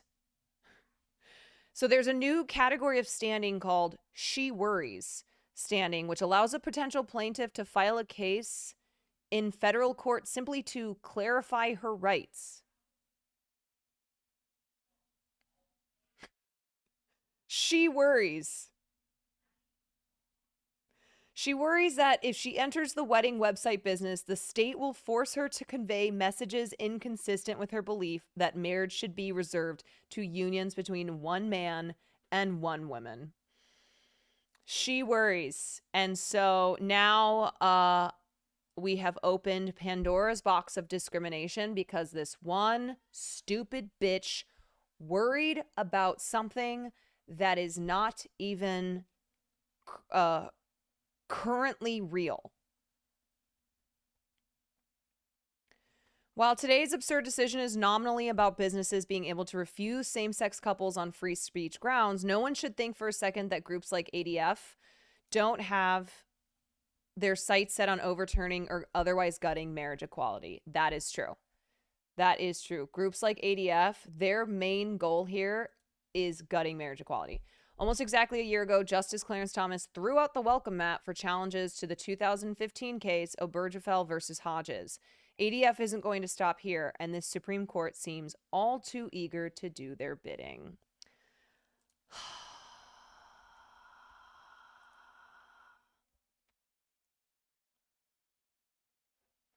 And again, these past couple conservative rulings are out of step with the majority of Americans. The idea that conservatives are making a neutral decision with traditional tools of judicial decision making, as Justice Roberts puts it, is laughable.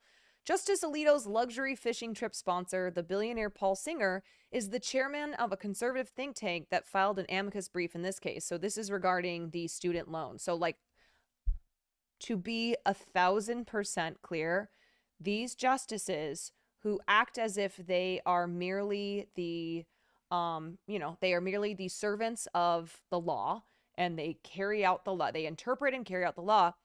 Oh, no. No. They are owned by these GOP billionaires who have paid for things in their lives. And so they are taking on cases and making rulings based on not only their personal beliefs, but also to protect the interests of billionaires like Paul Singer and Harlan Crow.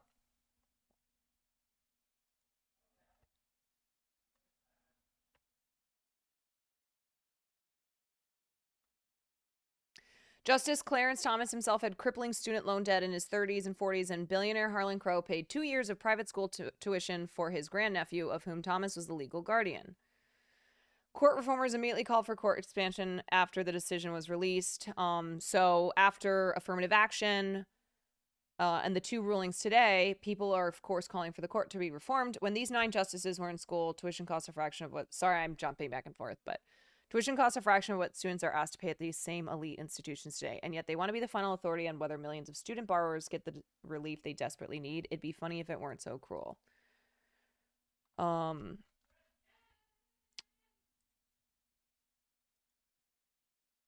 Yeah. So, reform the court. Like, holy shit.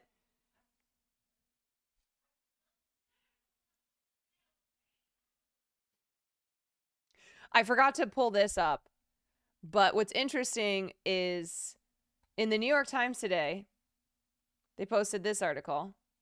6 ways you can still cancel your federal student loan debt. They literally had a section called death. This is not something that most people would choose as a solution to their debt burden. Still, if you're a young adult wondering about the federal plus loans your relatives took out to pay for your education, you may be wondering whether the debt dies with the person or people who take it on. It does. Not always. Not always, New York Times. The federal government will not make a claim on their estate, and you will not inherit the balance. Well, a lot of people, rightfully so, were like, wow, this is so bleak. Okay, so the solution to student loans is to die. And so I noticed that the New York Times, let me see if I can find...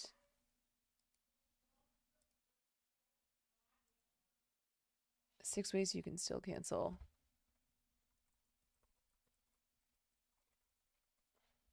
They changed this section heading to debt won't carry on. Whereas before, it was literally just called death. And then they realized, hey, it's probably not good to be encouraging people to die by whatever means necessary in order to get out of their student loans. Yeah, I mean, this isn't any better. But also, let's be clear, like, if you do die, it does not mean that your family necessarily is free of your debt. It doesn't mean that your debt dies with you.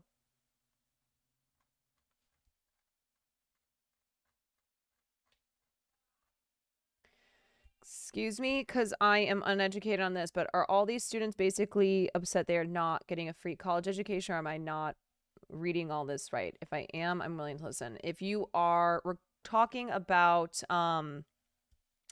If you're talking about the student loans ruling today, the ruling was on up to $20,000 that the Biden administration had brought forward in a bill. So they were going to forgive up to $20,000. So either 10K or 20K. It passed through Congress. And the Supreme Court ruled today that it is unconstitutional, that the the Biden administration cannot forgive up to $20,000 in student debt based on the HEROES Act of 2003, which is what the Biden administration was using as their argument as to why they can forgive these student loans. So no, these students aren't upset about not getting a free college education. One, they are upset over the fact that student loan companies are incredibly predatory. Many people do not understand what they're signing up for because of the nature of these companies being so predatory. They don't know that they are facing interests to, X amount of interest, so that in many cases they're paying these loans off for years, but because of the interest, they're right where they started, if not having accumulated even more because of the interest.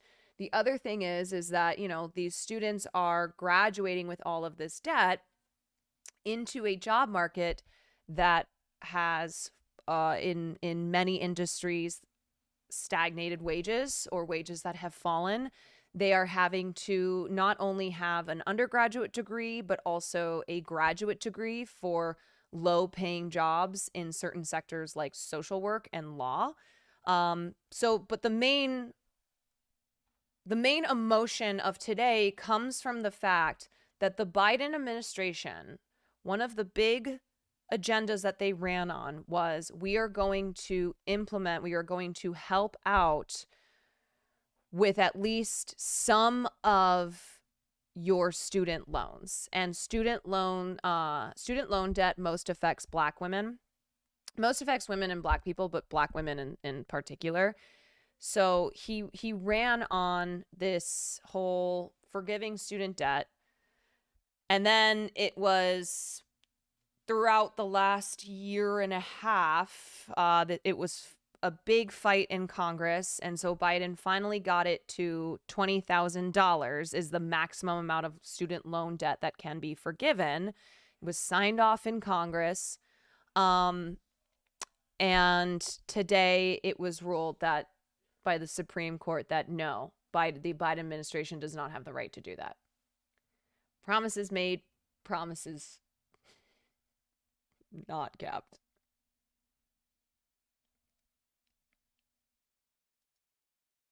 Yeah. So I think that's a good question to ask, as far as like anybody who is sitting here being like, oh, people are complaining that they're not getting all their debt paid off, that they're not getting like free college. No.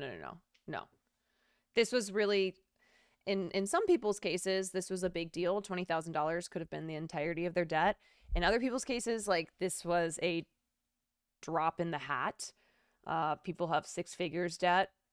$20,000 was just like, chump change, but at least it was something.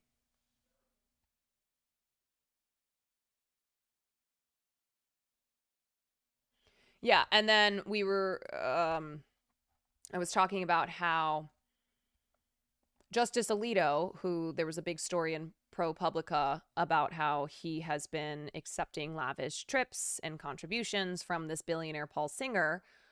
Well, Paul Singer is the chairman of a conservative think tank that filed an amicus brief in the case. So in the last decade, Singer has contributed over $80 million to Republican political groups. He's also given millions to the Manhattan Institute, conservative think tank where he has served as chairman since 2008. The Institute regularly files friend of the court briefs with the Supreme Court, at least 15 this term, including one asking the court to block student loan relief. So Paul Singer, who is Justice Alito's sugar daddy, had a personal interest in having student loans blocked. So it's hard to It's hard not to see how this was absolutely a conflict of interest for Justice Alito to have ruled in this case. And this is not the first instance of that as well. All right. So that's the SCOTUS news of today. We're gonna move on. We're gonna move on. We got through it. We covered it.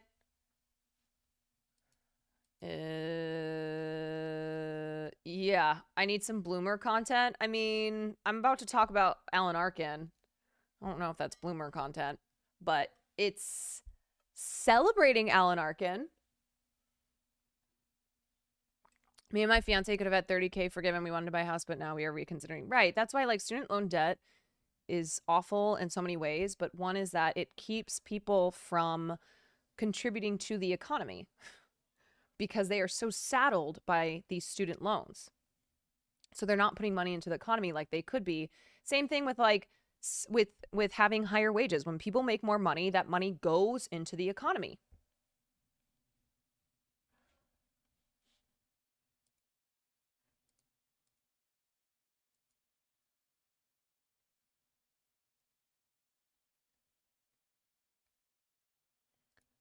All right.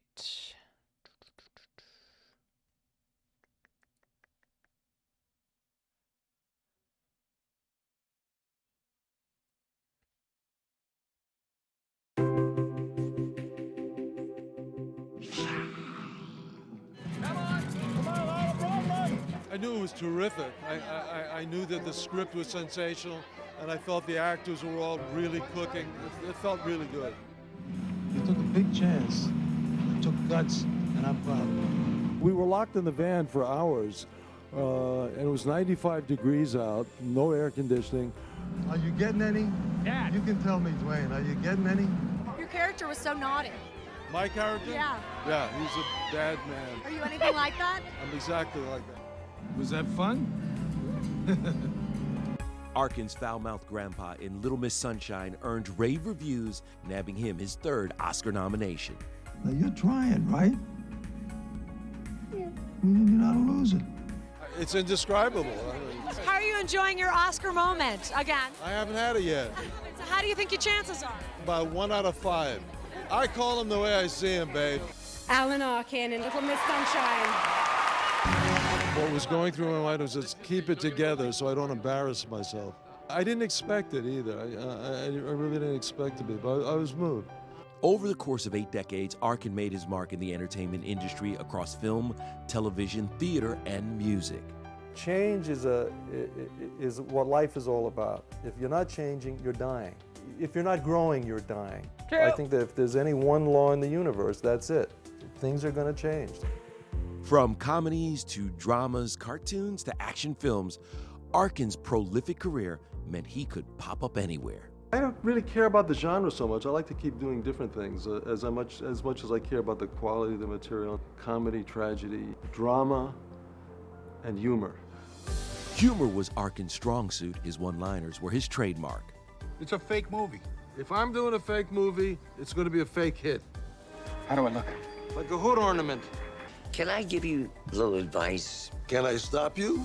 And he was just as witty behind the scenes. How have things been going?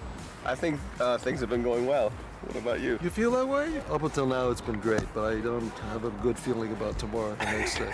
One of the things about aging, I can't remember anything anymore, and I'm proud of it. Do you have a favorite day from the set? I can't remember. Oh my God! Come on, Alan, help me out here. Speak up, son. I'm an old man, you know. Arkin was universally beloved by his castmates. Steve Carell and The Rock turned to Alan for advice before they locked lips in Get Smart. Unusual, but effective. What were the pointers that you gave for that makeout scene between the two of them? No tongue.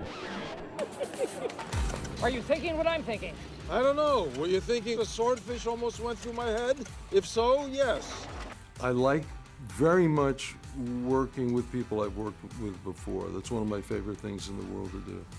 It's one of the most crucial things we can do for an audience is to show them that we're having a good time, enjoying each other. Cheers. One of Arkin's final critically acclaimed roles was in The Kaminsky Method. He earned back-to-back Emmy nominations playing Michael Douglas's best friend and agent. It's just so hard to like other people. Family. Ditto. I don't know if there will be a third season. I don't know anything at this point. But you're on board to come back. Maybe. We'll see. Arkin unexpectedly departed the show before season 3, saying, "The less work I get, the better my health. I can't deal with the stress anymore." I could give it all up if I had to. I don't feel like I'm driven by it. I don't feel like my life depends. At one point, my life depended totally on acting. Because I had no existence other than that. A, B, C. But I came, I guess, mostly through, almost entirely through the philosophy we believe in, to believe that you don't have to give it up. You don't have to give anything up, but don't let anything run you. You run it. Let's just savor the moment. I worry that everything in the world has just gotten so unbelievably deadly serious that there's nobody that just stops to take a breath and just enjoy the fact that they're living, and it's a blessing to be alive. True.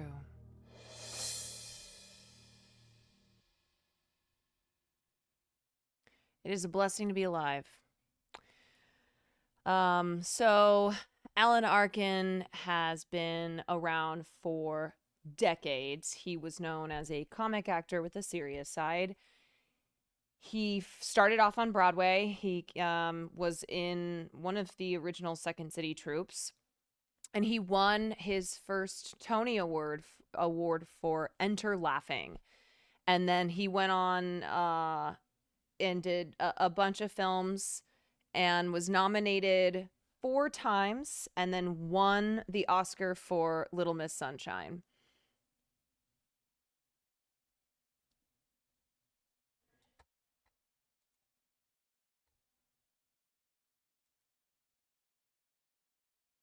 And tonight, Hollywood is remembering actor Alan Arkin. Janet Chamlian takes a look back at the life of the Academy Award winner who died on Thursday at age 89. Alan Arkin could teach a masterclass in comedic timing. Don't kill anybody for a few days. See what it feels like. I'll give it a shot. No, don't give it a shot. Don't shoot anything. A skill honed at Chicago's Second City Improv Club led to a 6-decade stage and screen career in both comedy and drama. Back off, Italian boy. Keep away from this one. It's too big for you. From Inspector Clouseau Paris in the springs, I wonder to be heard. to Argo If I'm doing a fake movie, it's going to be a fake hit. and the Kaminsky Method. Please don't sugarcoat it. I'm a grown man. I'm not sugarcoating. I'm lying. More than 100 theater roles, television shows, and movies, winning a Tony in his 20s. Alan Arkin in Little Miss Sunshine. Cranky Grandpa in Little Miss Sunshine. Now you're trying, right? Yeah. Well, then you're not a loser. A part he almost didn't get, as he told CBS Sunday morning. They thought I was too virile for the part, which is the best turn down I've ever gotten in my life. Deadline film critic Pete Hammond. He could play almost anything, any range, and that gave him that ability to do all kinds of roles. But even with accolades and a star on the Walk of Fame, the most important opinion was Arkin's own. If I based my life on what critics would say, my life would be a disaster. A giant of the acting world. With all due respect. Gone at 89. You're a very funny man. No, he was too virile. Yeah, V-I-R-I-L-E. We'll miss you here. Janet Chamlian, CBS News.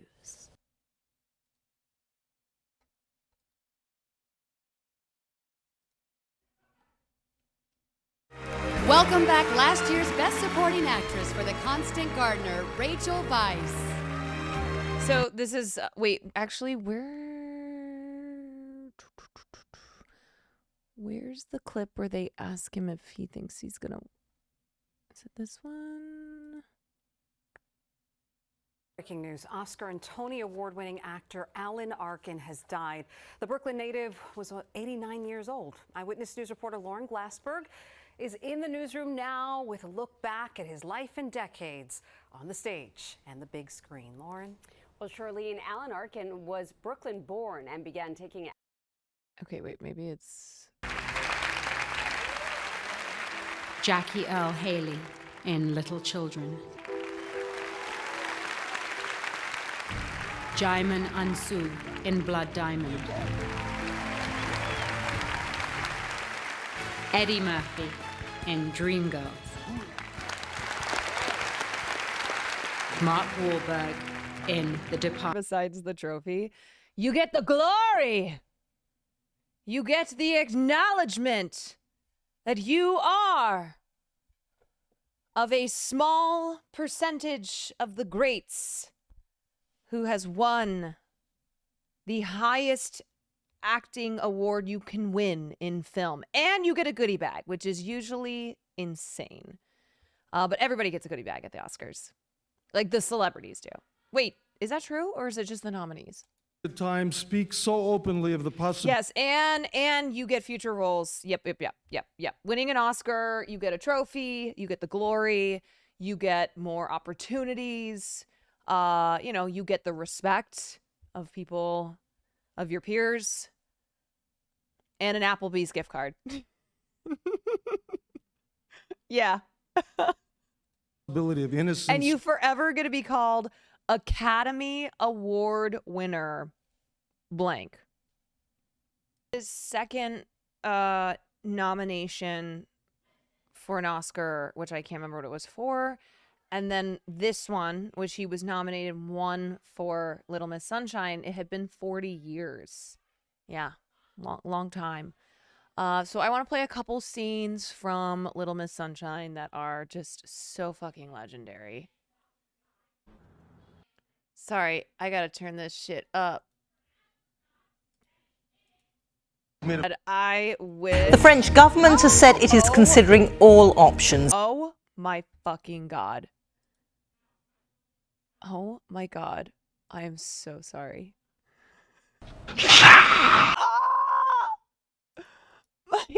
My ear balls. Shit. Sorry guys, I am not a professional volume master. I'm sorry. That last video was so quiet. I know. My bad. Okay. All right. Are we good? Is everyone okay? That was literally an auditory flashbang. Oops. Okay. So that was Little Miss Sunshine. This is another clip from Little Miss Sunshine. I wish Little Miss Sunshine was free on YouTube because we would watch it for movie night, but alas, it is not. So, but if you have not seen it, I recommend this movie so. The premise of the film is that Abigail Breslin's character is obsessed with beauty pageants and she wants to be a beauty queen. So the whole family jumps into the van to cross-country road trip to take her to the Little Miss Sunshine beauty pageant in California, somewhere on the West Coast. And the cast is incredible. The dialogue is amazing. Little Arizona. Yeah, okay. And yes, it's a dysfunctional family, but we love it because they love each other. Aren't there any legal free online links we can watch? I don't know. I wouldn't know anything about that. This was a breakout role for Paul Dano. Abigail Breslin had been in a couple of things, but this was a huge role for her. Alan Arkin won the Oscar for this. Little Miss Sunshine ended up winning Little Miss Sunshine Oscars. Won Best Supporting Actor, Best Original Screenplay, Best Picture, and then Best Supporting Actress. It's honestly hard to say who, like, there's no one person who stands out. So Toni Collette won for Best Supporting Actress. I think this was also like the first time that we saw Steve Carell in a very serious role. I think it's the first time that Steve Carell was in like a dramatic role, and he was incredible in it. Yeah. Yeah, this is from 2006. It's an amazing film, and oh, so snoot, so snoot. Yeah, there's so many great scenes from Little Miss Sunshine, but those are two of my faves. Okay, and then the other scene that I want to play of his, which I think that this is one of his best roles because of how vulnerable he is in the role, especially compared to the other dude. So this is Glenn Ross. You might know this from the famous Alec Baldwin speech, ABC always be closing. Despite the message, Glenn Ross, say that 10 times fast, is so good. But I love Arkin's character in this because, first of all, he was 6th build, I think. Fifth or 6th build. But he does such a wonderful job in this role, in this film, because the other guys are all, it's all like bravado and ego and machismo. But from the get-go, Alan Arkin's character is the one character who is like, I shouldn't be here. I'm not good at this. I can't do this. And he gets swooped, he gets pulled into a criminal scheme because of his vulnerability, and every scene he's in, I really want to go back and rewatch this movie now that he's passed, just to every time an actor passes, I always love to go down memory road and just watch their greatest stuff. But every scene, there's a fucking mosquito.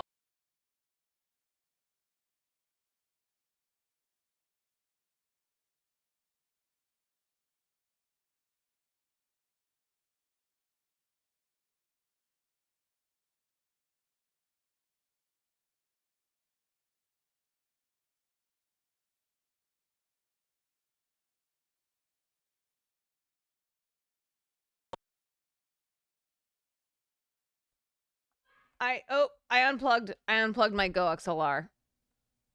Oopsie. Yeah, this mosquito is my mortal enemy. This thing is fucking evil, man. What the fuck? Anyway, okay. Just don't be distracted. It'll be dead soon. Alan is just so great in this role. Every time he's in a scene and you look at his face, like, you just see all of this emotion underneath, because here's a guy who he feels his age, and he knows that he doesn't belong with these other dudes, and it's really sad. Like, he is the character in this movie who for me was brought about the most emotion. Like, I had the biggest emotional response to his character.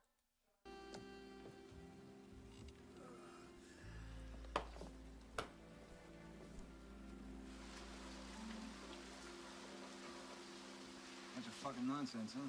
Oh God, this is so quiet too. Oh my God, these fucking YouTube clips. Nobody can close them. They're old. They're ancient. A bunch of fucking nonsense. Get some jerk to come in there. Sometimes just think, I wonder if I belong in this business. Send a guy out there, no support, no confidence. Then I say, nobody can close him. Then I look at Roma. Fuck Roma. I had a freak, a couple, a little run of luck. The leads are garbage. Then I say, why give him the good leads? He doesn't need them. You going out? Can't. I have to go out. I can't make a sit. You tried?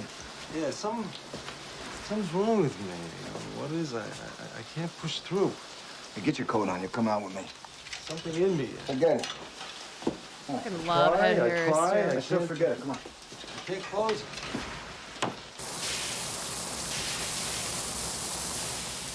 Life. I swear to God, you know, you work all your life. Forget it, George. Fellas, Roma, so on.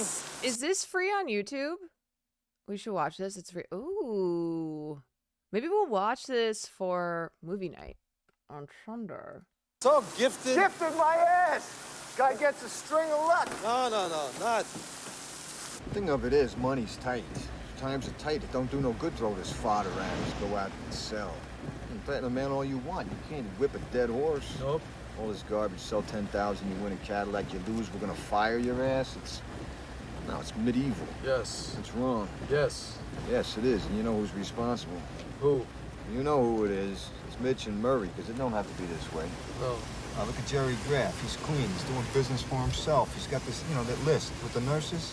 You see, that's thinking. Why take 10%? A 10% sales commission? Why are we giving the rest away? What are we giving 90% for? For nothing. For some jerk sit in the office, tell us get out there and close. Go win a Cadillac. Graff, he goes out there and buys. He pays top dollar for you see? Yes. For the leads. That's thinking. No, he's got the leads. He goes in business for himself. That's what? That's thinking. Who? Who's got a steady job? A regular job, a couple bucks nobody's touched. Who? Nurses. Graff goes and buys a fucking list of nurses. $1 grand. He paid 2, I'll eat my hat. 4,000 or 5,000 nurses, he's going wild. He is? Yeah, he's doing very well. I heard they were running cold. The nurses? Yeah. Well, you hear a lot of things. No, he's doing very well. He's doing very well.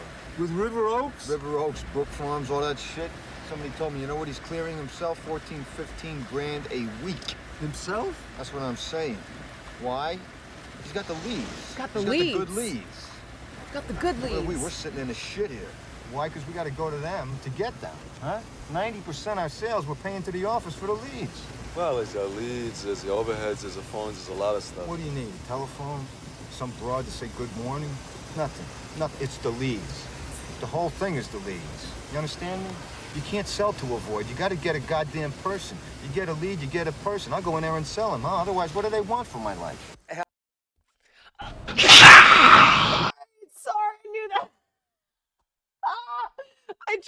I was too distracted. I tried to stop it before the next clip played. I'm sorry, you guys. I'm so sorry. These YouTube clips are really scuffed. I know. That's it. I swear it's done. At least, I mean, hopefully you don't have headphones on like I do, where if it makes you feel better, I no longer have eardrums. I no longer have working ears. So if that makes you feel any better. God damn, I literally just came back and I'm muted.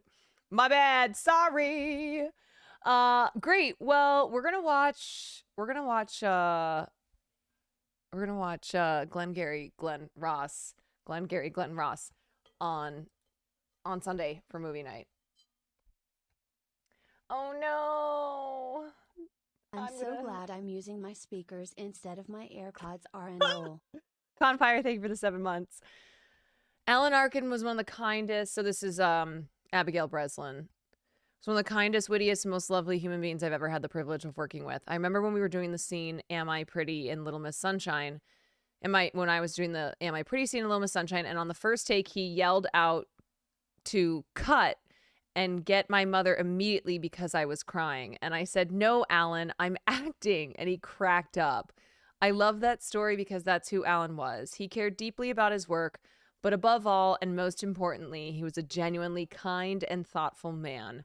Dearest Alan, you will be profoundly missed. Thank you for everything. My sincerest condolences and love are sent to his family, including his beautiful wife, Suzanne. Although we were not related in real life, you will always be Grandpa in my heart. Rest peacefully. Oh, so cute. So sweet. Yeah, so,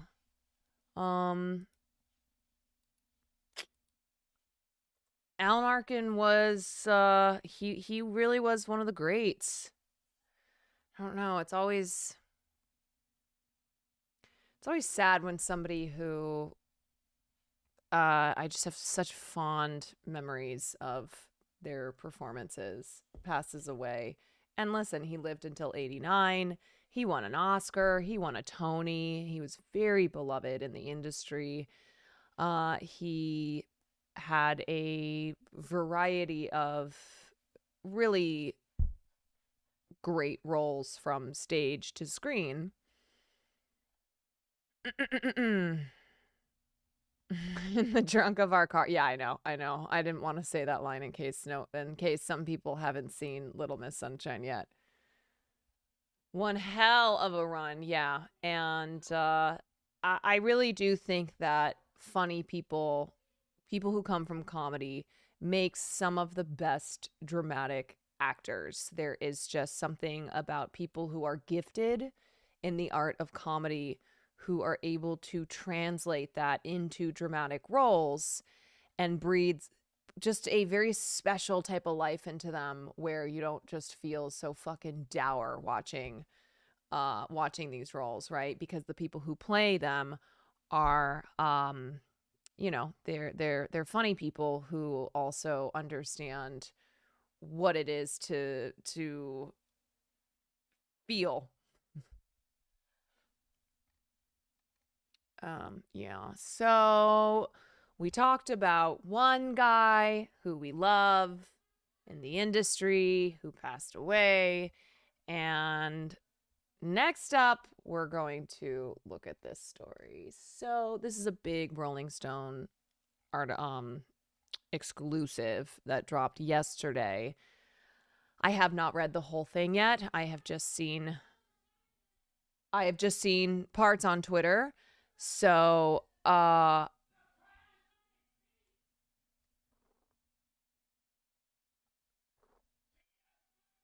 will never get over how loud Will is. The vibes, why did you kill them? Because I need to cover this story, and if I don't cover tonight, it's not going to get covered. I'm sorry. I know. The vibes.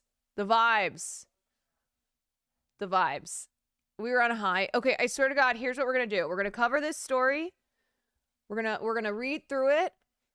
And then we are going to end on a good vibes note. So we are going to watch, we'll watch a Hot Ones.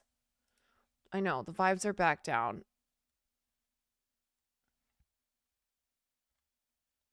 That's how it goes, though. Okay, vibes go up and then vibes go down.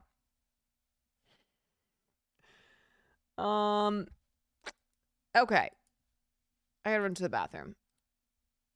Here's some chill lo-fi before vibes get fucked. But then, like I said, vibes will go up, and then vibes were up, now they're gonna go down, and then they're gonna go up. I swear to God, I will hunt and kill this mosquito. There is one mosquito that has bitten every inch of my body. It's like it's eaten good off of me. I am feeding this mosquito. Just me.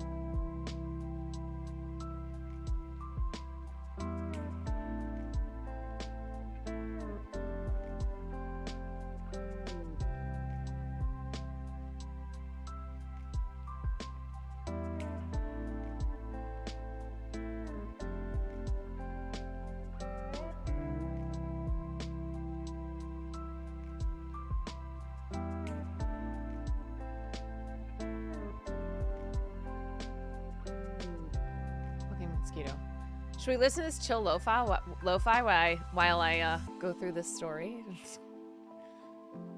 Okay.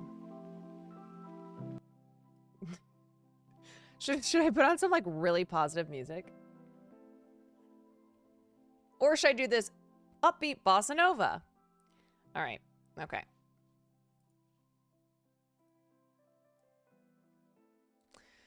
So, Jonathan Majors' extreme abuse allegedly goes back nearly a decade. Yeah, so Majors was abusive with his partners, aggressive on sets, and a source of toxicity at Yale. And yet, he was still allowed to have a career in Hollywood.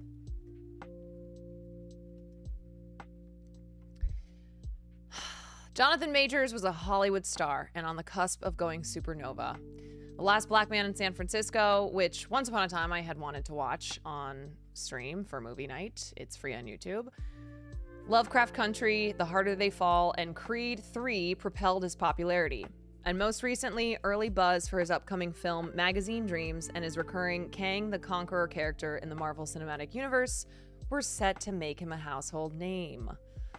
But lately, most headlines about Majors have been involving a very messy domestic violence case. In March, he was arrested for allegedly attacking a girlfriend.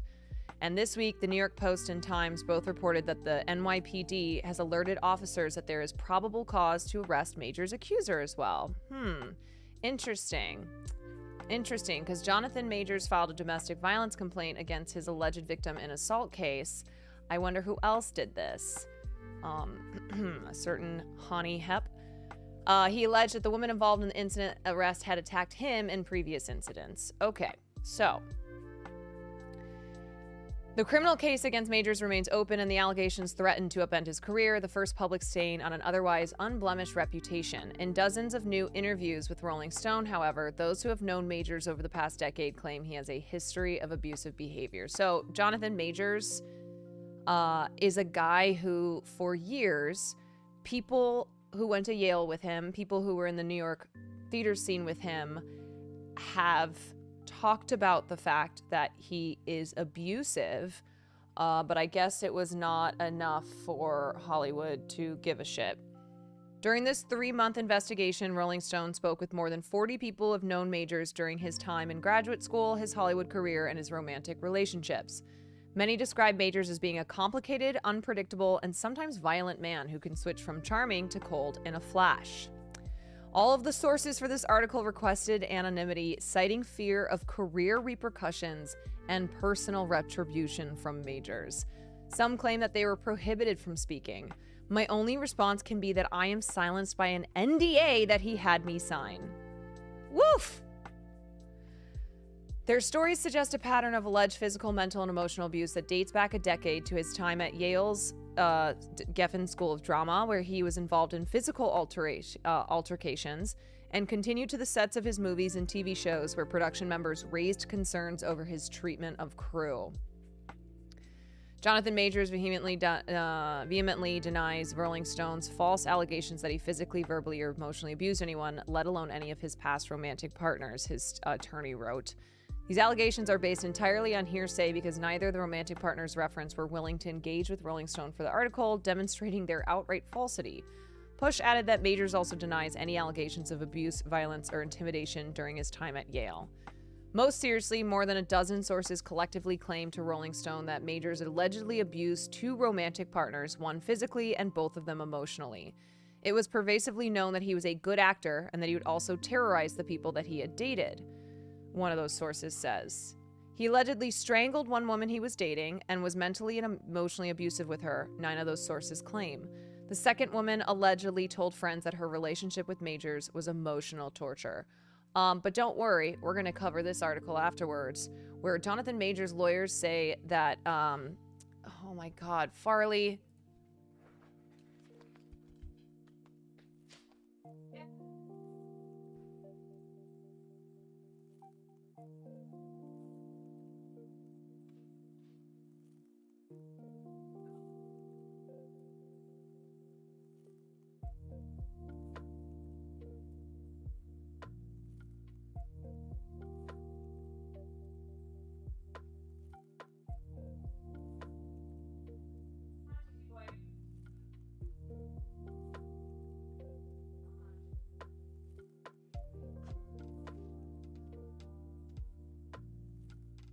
Classic. Yeah, so his lawyers, who seem to be the worst lawyers on the planet, attribute method acting to his allegedly violent on-set behavior. So we'll talk about that after. Those who are friends with the women or who were present during their relationship with Majors independently corroborated details of the alleged abuse. Throughout conversations with Rolling Stone, they described feeling alarmed by what they witnessed at the time or what they were told by the women. So the fact that they independently corroborated details is pretty damning. Rolling Stone is withholding the names of the women and the specifics of their relationships, as several sources voiced fear that Majors and his team would retaliate against the women. Sorry, this is like flashbang. My experience in dealing with him and watching him in relationships with several women is really upsetting, says one person familiar with at least 2 of his relationships. As an outside observer, it made me uncomfortable. He was aggressive at work as well. Most recently, on the set of the upcoming film Magazine Dreams, 2 production members claimed that the 33-year-old actor pushed one person while on set and physically intimidated another while screaming at them, leading to a complaint to producers. The sources say that executive producers warned them to give Majors his space. A production source with knowledge of the situation claims to Rolling Stone that producers were only aware of one complaint that was made towards the end of filming and disputed the person was physically intimidated. I wonder why. The allegations that Mr. Majors got physical with or physically intimidated anyone on any movie set are downright false, the lawyer wrote in a statement. Everyone who has worked with Mr. Majors knows that he employs an immersive method acting style. And while that can be misconstrued as rudeness at times, those who know Mr. Majors and work in the industry have attested to his dedication to his craft as well as his kindness. Ain't no way using method acting as an excuse for being an abusive asshole. Yeah, method acting. You know what's funny? The actors in Hollywood who are known for method acting, who people cannot stand to work with in many cases, always just blame the method acting rather than the fact that maybe they're assholes. The new allegations come against the backdrop of his ensuing case over the recent domestic abuse claims. Last week, a judge ruled that the case will go to trial starting August 3rd. Major's legal team has vehemently denied the woman's accusations, and a day after his court hearing, he filed his own police complaint against the woman, claiming that he was the victim in the domestic dispute. As the NY Times notes, it's not unheard of in domestic violence cases for both parties to be charged. For now, however, the NYPD has confirmed to Rolling Stone that the investigation into the initial accuser was ongoing, but no additional arrest has been made. No one is surprised that this is coming out, one source says. It always felt like it was a matter of time because his behavior never changed. He's kind of a bad dude, and now it's just catching up with him. One woman who dated Majors was strangled and physically and emotionally abused. 9 sources familiar with their relationship claim. 9 sources!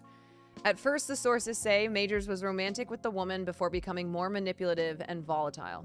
The situation became really extreme abuse, physically and mentally, one source claims, and allegedly escalated to the point of him strangling her. 2 sources claim she tried to leave multiple times and had an exit plan at one point, but remained in the relationship. Majors emotionally abused a second woman he was dating. 9 people familiar with their relationship allege. The woman said her relationship with Majors was emotional torture, according to one source. Though the woman told friends at the time that he was never physically abusive with her, she said there were moments of near violence where he would get filled with rage, says the source the woman confided in. The woman told the source that Majors would say he needed to hit something or punch a wall or something of that nature. Yikes. Hogan, thank you for the gifted sub too. Vehemently. No one is surprised that this has come. Another source claims that Major was controlling with this partner, and a second source confirms that he wanted the woman to be submissive to him, demanding he be in charge of everything from what they ate to who the partner was that they could interact with. Multiple sources conveyed that he exploited his power in the relationship to prevent her from leaving him. A third source alleges that there was intense jealousy in their relationship. She said on a few occasions that he wanted her to believe that he was the oxygen in the room and that she could not live without him. And if she considered leaving, that would be the most foolish thing that she had done. Yeah, Marvel has their Ezra Miller. I would say that Marvel is in deeper shit, even though everything Ezra Miller did was insane as well. But because of these abuse allegations and the fact that he is going to court scheduled on August 3rd. As part of his legal team's response to Rolling Stone's request for comment on the abuse allegations, his attorney sent 6 character witness statements from women who he had dated or was close with. Majors' attorney noted in his statement that Rolling Stone was provided statements from Mr. Majors' actual past romantic partners attesting to his character and the falsity of the charges, but that Rolling Stone purposely ignored these facts and red flags and published the false charges anyway. But in fact, Rolling Stone reached out to all 6 people. 3 of them say that they never gave Majors' team permission to release such statements. Another woman declined to share the statement credited to her by Majors' team, saying that it was pre-written, not truthful, and that she had never approved of its release. One did not respond to a request for comment. Only one woman consented to making her statement public. Haley Carter, a woman whom Majors dated from ages 13 to 18, described him as sweet, kind, and gentle in a message drafted in late March. After 20 years of knowing him, I can tell you who Jonathan is. He did not do these things, the statement said in part. He's exactly the opposite of what these allegations say. Jonathan is the most self-controlled, disciplined, well-mannered person I know. We all call him the peacekeeper. He's not violent in any way. So, just as a reminder, abusive people are not necessarily abusive to every single person that they meet in their life. Also, this was from ages 13 to 18 when this person was a teenager 2 decades ago.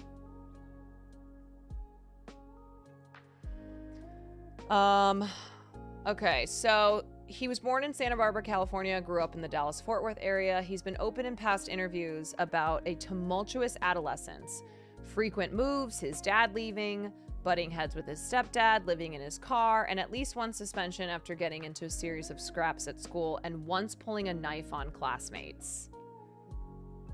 Acting became a refuge, an arena to grapple with and redirect his emotions.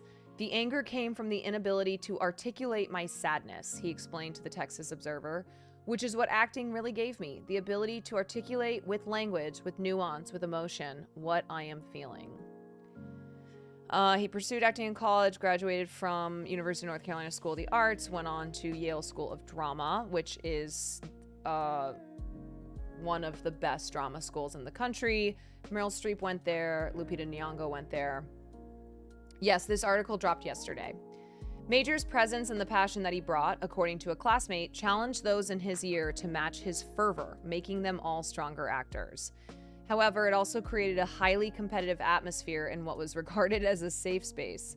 Growing up playing football, Majors likened being at Yale to that of a sports team, one former classmate says. I heard him say, "You don't choose your teammates. You don't have to love everybody, but you do have to respect everybody," they recall. I mean, that's true. Nearly every alumni who spoke to Rolling Stone noted Majors' obvious talent, dedication, drive, and the feeling he was bound for greater things. His tremendous potential as an individual, combined with his focus and a hard work ethic, was something that I expected was going to take him very far. One former schoolmate says, describing him as poised and kind. There's obviously hardworking intensity, and then there's fear-based intensity, explains another former graduate whose time at Yale overlapped with Majors. There's this don't step out of line with him, just do what he says sort of thing. There's an energy and a culture around him that you really didn't cross the lines that he created. That bluntness and intensity, one classmate says, could become too much, with Majors' behavior allegedly manifesting into several confrontations and altercations with his peers while he was acting, according to 6 Yale alumni. There was something else there, the classmate says. Things would slip out and you knew it came from a personal place of truth. He was always working with something. Acting, baby. When you're doing a physical scene, all of the physical contact has to be agreed upon, says one schoolmate. Nothing, especially in the pedagogy.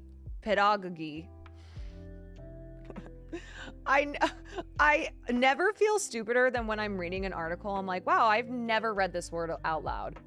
Of that school is fly off the handle. Pedagogy.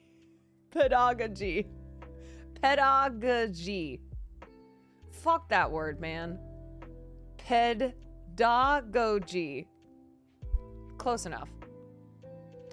Quantification. His behavior was very problematic for his class, another Yale alumni says. A lot of people felt in physical danger around him and certainly in mentally precarious positions because of pedagogy. Okay. Things reached a point where the Yale administration once sent an email reminder about rehearsal etiquette and violence one day after Majors was involved in a separate altercation with 2 other students, a former Yale student claims. One of Majors' schoolmates claims that Majors struck him while goofing around during a short break during a rehearsal. The men had been playfully wrestling when the former schoolmate claims he pulled a fast surprise move on Majors, which seemed to stun him. Majors responded by slapping him across the face. Taken aback, the schoolmate says that he confronted Majors on why he hit him, but Majors allegedly shrugged it off and acted like it wasn't a big deal. He can be very charismatic and really gentlemanlike and sweet, but then he could also be really cold, scary, and violent, the schoolmate says. He was someone who would use his physicality to intimidate. The incidents alarmed his peers enough that they voiced their concerns to the administration several times and told school officials that they felt unsafe around him. One complaint stemmed from Majors allegedly telling the women of his class that they didn't match the caliber or tenacity of the men. Okay, if that's true, fuck all the way off. However, no action was apparently taken. Former Yale graduates claim that in addition to the students' complaints, professors and the administration were already aware of his disruptiveness in the classroom because instructors saw it firsthand. Yale instructors who were present during the alleged incidents did not respond to requests for comment. A spokesperson for the program declined to comment on any specific allegations about Majors' behavior, but says that Yale is committed to preserving the confidentiality and the integrity of its complaint processes. This commitment helps encourage our community members to participate and is consistent with state and federal privacy laws. Accordingly, we do not comment on or even confirm the existence of specific complaints. Yeah, that's obviously them protecting themselves. After graduating from Yale, his career took off. In the span of a decade, he was nominated for an Emmy for Lovecraft Country. He inked a deal with Marvel and was obviously starring in Creed 3, but his intimidating behavior, sources allege, continued. Hollywood has lauded Majors for his dedication to his roles, with the actor pulling from different method acting techniques to immerse himself into a character. You know what? I've decided that we should outlaw method acting. Method acting is no longer allowed because it just gives the green light for assholes to be assholes. Majors has admitted to taking his commitment to the extreme, often staying in character throughout preparation and filming. He told Men's Health that he once took a co-star out on a 1950s-style ice cream date as part of his process and nearly bit off the head of a director who tried to tell Majors to scale back in one scene. "Whatever it takes for me, whatever it takes," he said. But those who have worked with him say his method acting went far beyond what was typical, which usually is the case, and created an atmosphere where some felt unable to do their jobs out of fear of Majors lashing out at them. On the set of Devotion, this was a film from last year about the life of Jesse Brown, the U.S. Navy's first black aviator, the costume department allegedly had issues with Majors, including an instance where he made costumers cry on set, according to a production source. It started to become borderline abusive, the production source says, claiming that a crew member eventually raised concerns to producers about his behavior. Seemed like it was some kind of sick pleasure that he took out of.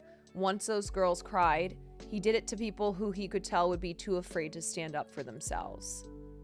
Majors did not reply to specific queries about this allegation, FYI.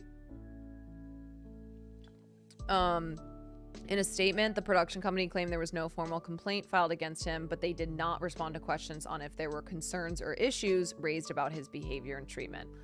Because here's the thing, like, if this all goes south for Majors with this court case, these companies that he's worked with, they do not want to admit that there were multiple instances of him being abusive on set, and yet they did nothing about it.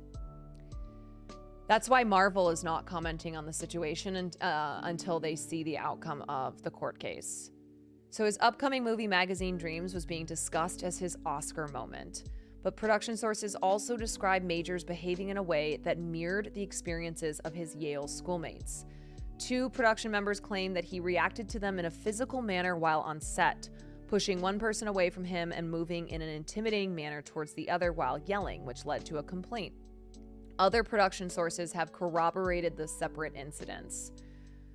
A production source with knowledge of the situation acknowledged the complaint, but claimed that the incident didn't involve physical contact or intimidation on Majors' part. Jonathan was immediately made aware of the complaint, and he was mortified that he had made someone feel bad. The production source adds that producers feel strongly that we would have heard about any physical appropriateness. The Elijah Bynum-directed film, which is slated to be released by Searchlight Pictures in December, follows a bodybuilder who is obsessed with becoming a champion but is overcome with self-resentment and simmering rage. Crew members say that Majors was method acting for the role, and that before filming, producers gave them a heads up to keep their distance from him. However, 3 sources claim that Majors still made some people uncomfortable and was verbally aggressive, both screaming and cursing at crew members. Again, I don't give a fuck if this method acting shit is the reason he behaved this way on set. First of all, if you couple this with the allegations at Yale, where, like, was he method acting there too? And then also the allegations of the way that he was abusive to former romantic partners, then this adds up to a whole lot more than just method acting. But if in fact, like, it is method acting, it doesn't matter. It does not matter. You can't be verbally and physically aggressive and then say, oh yeah, well, that's just part of the process. That's just acting, bro. That's just acting, bro. Although multiple sources claim that at least one complaint was made to higher-ups, Majors also served as the film's executive producer, and at least 2 say that they felt the director wasn't in a position to chastise Majors because of the star power he was bringing to the low-budget indie film, which, yeah, that could be true. The director did not respond to Rolling Stone's request for comment. I've heard of different method actors and how their behavior is, but none of them are violent or rude towards their crew. One production member claims, Majors was completely disrespectful and kind of violent towards everybody. It put everyone on a stress level because we can't do our job if we're afraid we're going to get hurt. At the end of the day, it's just a job. You leave it at the door, another crew member adds. You don't terrorize people with your character.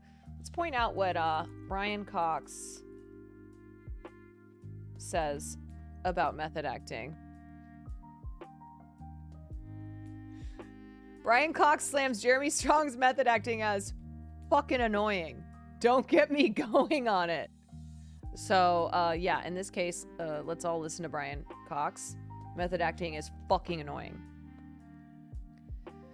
A third production member explains that Majors' character in the film was deeply lonely, isolated, hurt, and angry. It's a very hard headspace to be in as an actor, and to do that for months is an immense stress on the psyche, they say. Okay, well, what about actors who play, like, serial killers? They're not going around, being abusive to crew members. Well, yeah, at least with Jeremy Strong, he was just being extra sad. Yeah, Jeremy Strong wasn't going around, like, abusing people on set.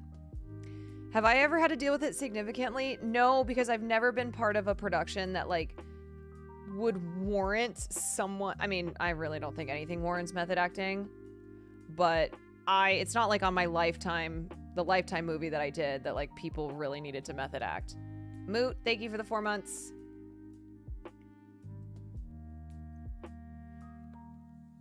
Yeah, Chicago PD didn't have method acting? No, believe it or not. No, the actors weren't going around like killing unarmed black people. A third production member, Still, they acknowledged that Majors could be short-tempered and lash out at crew members, but believed it was because he was focused on trying to stay in character. Hopefully, he learns to pause for a second before he lashes out and can be honest about the stresses that a person takes on, they add. Yeah, Brian Cox is one of the greatest, in my opinion, Brian Cox is one of like the greatest actors. And he thinks method acting is stupid. He's like, it's acting. You just do it. You just like do it. It's your job. You're playing a character. So you access that character, but not by having to like completely lose yourself to the point that you are being a weirdo or being horrible to people that you're working with. Another production source says that while Majors had a dark intensity to him on set, they chalked it up to him being in character, saying, "To me, I've never seen that energy on set be put towards crew. I saw it go right into the scenes, which were really dark." Major's career hangs in limbo as his case makes its way through criminal court on misdemeanor charges of assault, attempted assault, and aggravated harassment. The fallout from the accusations has been swift and substantial. His publicists have dropped him, his management at Entertainment 360 parted ways. He was subsequently dropped from a number of high-profile projects, including an ad for the U.S. Army. Marvel has yet to address plans for his upcoming movie, Avengers, and earlier this month, Disney pushed its release to May 2026. According to officials in the criminal case stemming from his arrest in March, Majors inflicted minor injuries to the woman's head and neck and pushed her into the side of a car during a fight. The woman claimed that Majors twisted her arm and finger behind her body, causing substantial pain. Mortal Anomaly, thank you for the Prime Gaming. I further observed Majors strike me with his hand across my right ear, causing substantial pain and a laceration behind my right ear, according to her complaint. The Manhattan District Attorney's Office is withholding the name of the woman because she's considered a victim in the criminal investigation. In April, a judge granted the woman a full temporary order of protection against Majors, barring all contact between the parties. That same month, Variety reported that multiple women who claimed Majors abused them had come forward to cooperate with the DA's office. Majors' legal team has gone on the offensive, filing a counter-police complaint against the woman, claiming that the woman had hit and scratched the actor. His attorneys have provided text exchanges between the former couple and images reportedly of the actor's injuries that his lawyer claims offers evidence the woman was the aggressor in the situation. Doug Cohen, a spokesman for the DA's office, declined to comment to Rolling Stone on if the NYPD had an active notice for probable cause to arrest the woman. He noted that the investigation and case into the assault charges against Mr. Majors remains ongoing. So folks, there was a case last year where this is incredibly reminiscent of. I am not going to speak on that because I don't want to fucking get into it. It is absolutely possible, and in many cases occurs, that a person who is being abused fights back against the abuser, thereby leaving physical marks on them. So this is not me making the, this is not me claiming to know what happened in this situation. I just want to explain there's a reason why the precedent set from last year's big case has made it so that other men who have been accused of abuse, i.e. Marilyn Manson, i.e. Jonathan Majors, then take the legal strategy of turning it back around and claiming that actually they were the victim of abuse. So you got to keep in mind, though, in the Jonathan Majors case, that there are multiple sources who are alleging years worth behavior from him that was abusive. Okay, so this is not just like a one-off incident between Majors and this one former romantic partner. They file suit against the victim as part of their defense strategy. Yes. And let's also remember that these text exchanges, okay, let me just read these to you again.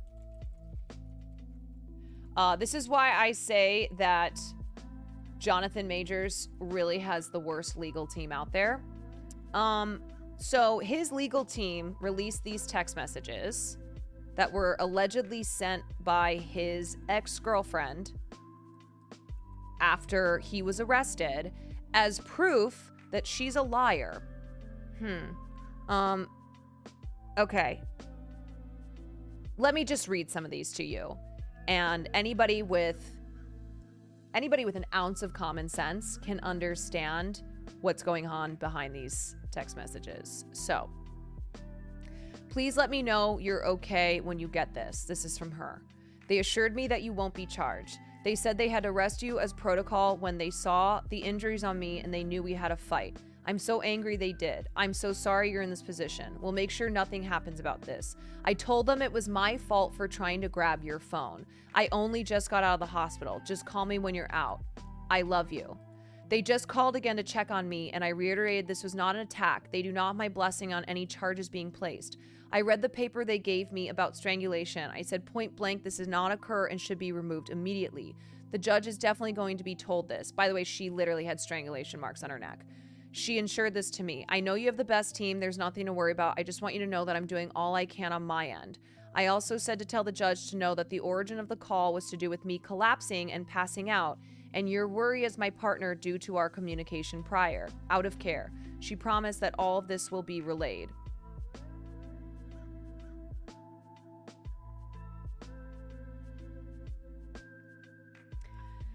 Yeah, so I think the most damning part of these text messages are her saying that I told the police the incident was my fault. The incident was my fault for trying to grab your phone. Yeah, so... yeah, okay. Anyway, the legal team released those text messages thinking that this was like the big proof that Jonathan Majors is in fact completely innocent of every allegation that's made against him. And in fact, this only seems to actually provide further evidence that this former girlfriend of his was in an abusive relationship. Yeah, this is like textbook emotional abuse. Yeah, okay, so. Major's team has also implied there is racial bias in the DA office's investigation and claimed that he's the victim of a witch hunt. In a statement, the woman's attorney, Brad Edwards, tells Rolling Stone that his client was frightened to death of Mr. Majors. I think now it should be obvious to everyone why. Using the media to gaslight is not a strategy that should garner him much long-term sympathy. Out of respect for the criminal process and the prosecuting attorneys that will make decisions based on evidence, we do not intend to respond to rumors and will instead allow the criminal process to work without the sideshow that Mr. Majors and his team are trying to create. While Majors faces criminal charges, those who knew him have grappled with his dichotomous behavior while at a storied institution where excellence reigns, and on sets where his skills are recognized at the sacrifice of many who have dealt with his volatile behavior. Those who knew the women who were allegedly abused acknowledge that many people find Majors magnetic and charming, but they claim it's all a facade supported by his talent. And if there's one thing we know about talented people in Hollywood, it's that they are given a pass time and time again because of their talent. And if there's another thing that we know about abusers is that, yeah, many times they are magnetic and charming, and that's how they get away with abuse. That's why you hear women who come out and go, I never had that experience with him. He was nothing but kind to me. He was lovely. He was respectful. And therefore, that means that he could not have behaved that way with anyone. And as we know from our logical fallacy conversation that we had a couple streams ago, that is not the way that things work. I can't remember exactly what logical fallacy it's called, but that was one of the ones where, oh, he never was this way with me, so therefore that means that he wasn't like this with anybody. He's an incredible manipulator, one source says. He's a master at knowing what people want to see. So again, folks, these are all allegations, of course. We need to make that clear. But These are multiple allegations. These are people who independently corroborated details that were the same as others who spoke and not anonymously for fear of retribution. And the fact that some of these women who had been with him before had to sign NDAs is very suspect. Generalization or something, yeah. Anthony Mackie has addressed Jonathan Majors' arrest for alleged assault. Nothing has been proven about this dude. Nothing. So everyone is innocent until proven guilty. Oh boy. Yeah. That's not the take that I would have gone with, but listen. Are people innocent until proven guilty? Yeah. But does that mean that we should just automatically assume that Jonathan Majors is not potentially a bad dude? No. Now, you might be in here being like, well, why would you assume he is a bad dude? I'm not assuming that. I'm just looking at the multiple allegations, many of which corroborate the exact same details as others, that for decades have detailed him being emotionally and physically abusive both at Yale, in the New York theater scene, with past girlfriends, on movie sets. Like, this is a pattern. Okay? Even though these are allegations, they are allegations that detail a pattern of behavior with this individual. Mackie just said Marvel's quiet statement out loud.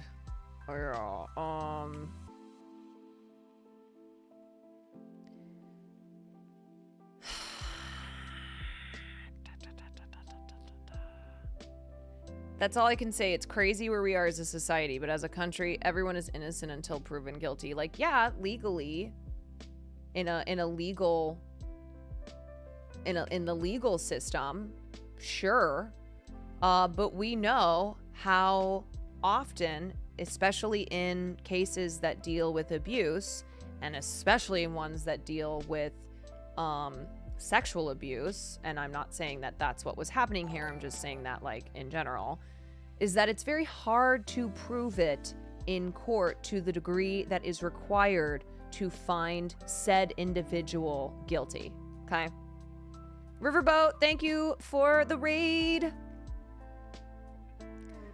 Thank you. I hope you had a great stream. Innocent until proven guilty doesn't mean solidarity with the supposed abuser. Yeah, fucking true. Fucking true, right? I mean, again, it's just like, this is a friend of his who wants to defend him. And so that's the way to defend him, is by saying nothing's been proven about this dude, so everyone is innocent until proven guilty. Like, that's why people say that, right? What's his name? Ashton Kutcher, when he was asked about Danny Masterson, who was just found guilty of 2 counts of rape.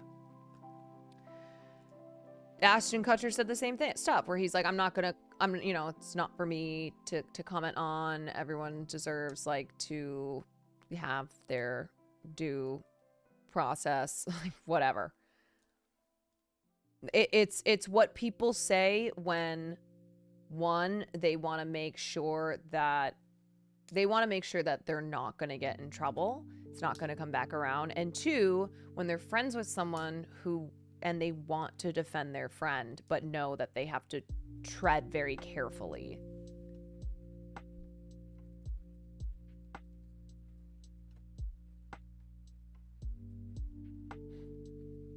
Yeah, so I think method acting needs to be retired. Okay, let's talk about what method acting originally was. So this was based on the early 1900s teachings of Russian director Konstantin Stanislavski and was popularized in the US by director Lee Strasberg. It's a technique in which actors use their physical, mental, and emotional self in the creation of a character. That is what method acting originally was. And this is done to achieve an authentic performance.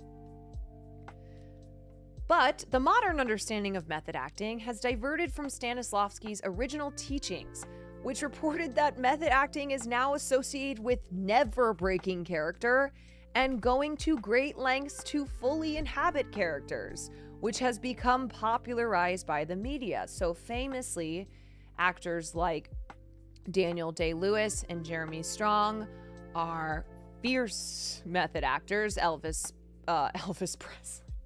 Austin Butler went full method on Elvis to the point that he is now having to work with a dialect coach to undo the Elvis voice.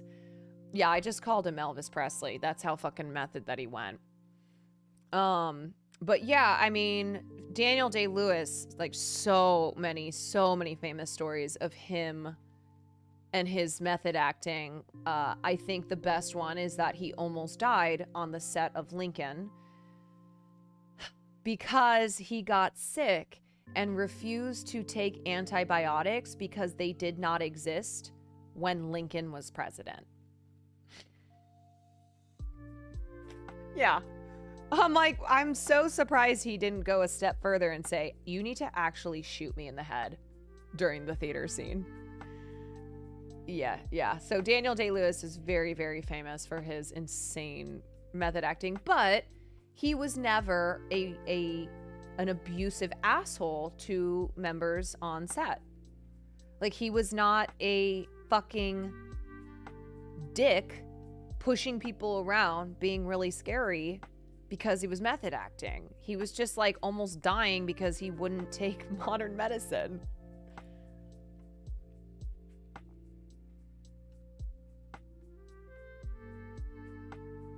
Multiple people that knew Andy Kaufman said Jim Carrey was annoying as fuck on The Man on the Moon and wasn't even acting like Andy did it in real life. Yeah, I think actors genuinely use method acting as an excuse. Not to the extent it seems that Jonathan Majors is. Yeah, he had people physically carry him around on my left foot. Yeah.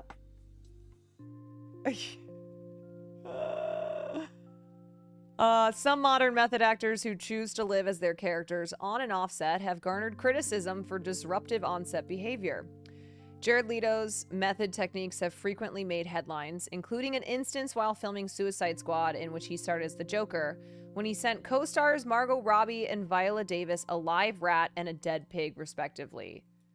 You know what? Fucking time to cancel Jared Leto for everything. For the cult, for, being a pedophile, allegedly, for doing this kind of shit. He's the worst.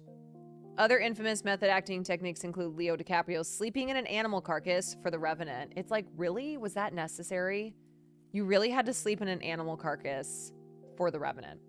And Daniel Day-Lewis being pushed around in a wheelchair and spoon-fed by the crew of My Left Foot. Some non-method actors who have worked with method actors say that their process makes the work environment more difficult, like Martin Freeman, here we go, who called his Man on the Moon co-star Jim Carrey's method acting process self-aggrandizing, selfish, and narcissistic. Robert Pattinson said, you only ever see people do the method when they're playing assholes. You never see someone being lovely to everyone while they're really deep in character. So true, Rob. So true. Jennifer Lopez, who he said this to, agreed, stating after years of making movies, she often can't wait to go home and let go of her characters. Sebastian Stan said that method acting reads like an irresponsible, narcissistic thing. It reads like, I'm afraid and I want to torture everyone else because of it. Some have also criticized modern conceptions of method acting for straying from Stanislavski's teachings. John Barenthal said he doesn't see the benefit of method acting, but criticized how far the technique has strayed from Stanislavski's teachings. Making everybody call you by your character name and not showering for 8 months was not what Stanislavski had in mind with the method. He told The Hollywood Reporter last year. Will Poulter, who's Chef Bay, criticized actors using the method acting as an excuse for inappropriate behavior. So true, King. stating that an actor's process shouldn't infringe on other people's work environments. Jeremy Strong, star of the show Succession, made headlines for comments from coworkers about his intense process on the set, which he does not consider method. He just considers it the Jeremy. Kieran Culkin said, "Doesn't help me," and Brian Cox called it fucking annoying, adding that he worries about what it does to him mentally. Then, of course, you've had actors who have defended it, like Andrew Garfield, who said it's not about being an asshole to everyone on set. It's actually just about living truthfully under imagined circumstances. He criticized misconceptions of method acting and stated that the technique helped him on the film's Silence. Some stars, including Strong and Tony Kushner, defended method actor Daniel Day-Lewis, who famously goes to great lengths for his roles, both of who worked with him on Lincoln. After a New Yorker article detailing Strong's immersive acting process went viral, oh my god, that article was insane. Jessica Chastain and Anne Hathaway defended his process. When we talk about process, when we talk about intensity, when we talk about method, when we talk about all that stuff, it's all good to me. Nothing ever strikes me as weird. I mean, all the shit that we just read about Jonathan Majors, yeah, that's not cool. That's not cool.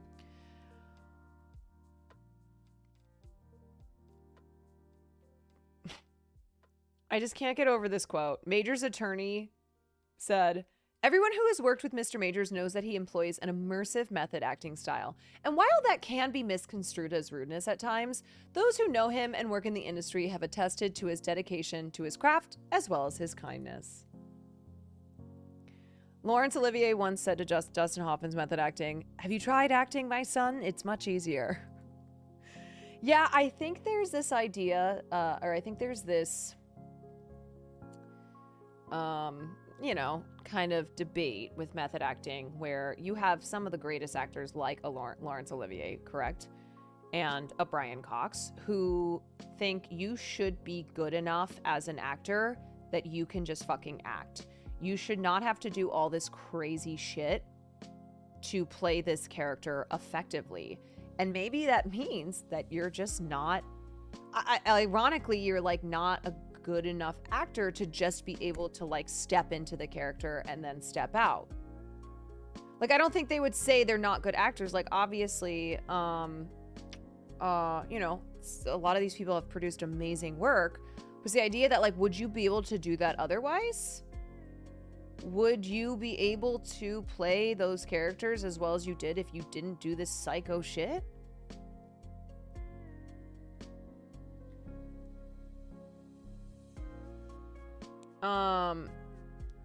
Did you hear the crazy stories from Patton Oswalt about Wesley Snipes on the Blade 3 set? He refused to talk to the director in person and would leave him post-it notes that he would sign with Blade. That's incredible.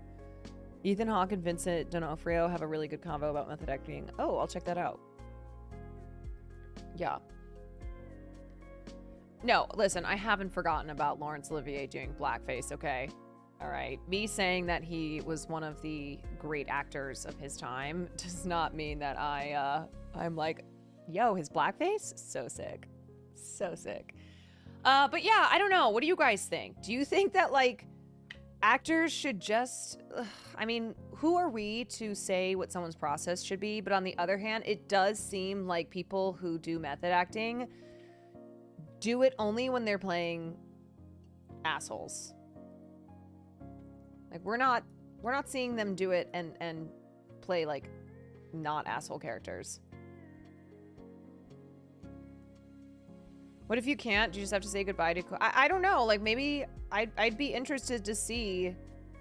You know what I want? I want Daniel Day-Lewis to come back, even though he's retired, do one final movie and no method, and I just want to see. I just want to see if it's there. I think it's okay if you have everyone sign waivers and tell them extensively beforehand what's about to happen. Yeah, hey guys, by the way, I'm gonna go full method on this, which means I'm gonna beat the shit out of you and scream abusive things at you every second I can get, but it's not me, it's the character, okay? Yeah, if method acting means being an asshole, don't do it. Right, and that's... I agree with that, right? Like, Jeremy Strong, that article that dropped on him, definitely made him seem very odd, but okay, whatever. To each their own. As long as he's not hurting people, then fine.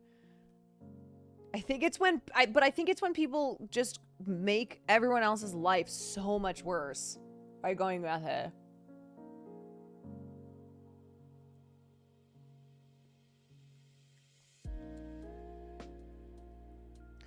Method acting does feel self-indulgent. Yeah. I mean, I don't even like being referred like when okay, so I had an acting teacher once who was like, when you're not acting in the scene, you should always refer to yourself in first person as your character name. And I was like, no. So basically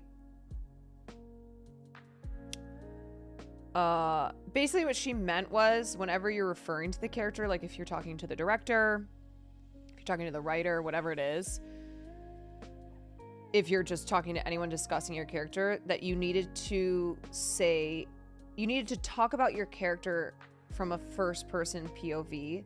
So you'd be like, rather than go, hey, so when she says this, or when, let's say my character's name is Melissa, when Melissa goes to the party with Jake, is she wanting to sleep with him there, or is that something that she discovers later? Like, I had an acting teacher who said you should never do that because that takes you out of the character. You are the character. From the moment that you are given the script, it is I. So instead you would say, when I go to the party, or like the entire time that you are a part of this thing, you only refer to this character as I, like me. And I was like, no, that's silly. I think it's okay if when I'm asking a question about the character and I go, hey, does she want to blah, blah, blah, blah, blah. I think that's fine. I think I'm good. I think I'll still be able to do a fine enough job.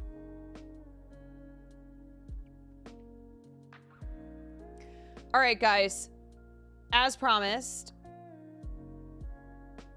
Oh, I know. I love that story. I love all the stories that are coming out about Barbie. I can't get enough. The marketing team is absolutely killing it. As promised, we will watch a Hot Ones. So, do we want to watch... Here, let's do poll. Hot Ones with J-Law or J. Mull, which is John Mulaney. So I think the two recent Hot Ones are Jennifer Lawrence and then John Mulaney. So, vote. I'm going to go grab some water. Don't do leftist turnout.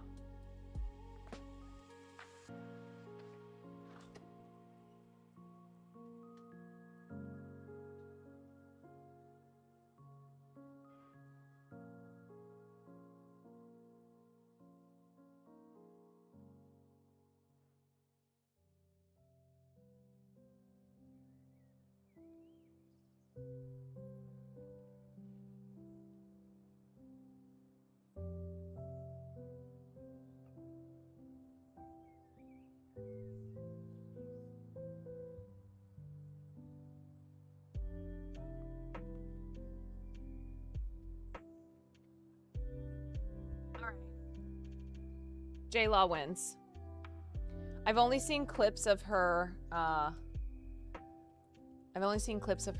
Ones on Twitter, but they seem great.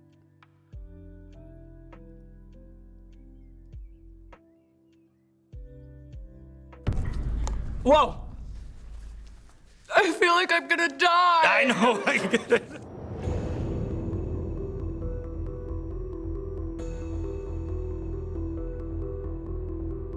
Hey, what's going on, everybody? For First We Feast, I'm Sean Evans, and you're watching Hot Ones. It's the show with hot questions and even hotter performances and film. She really is a fucking movie star, man.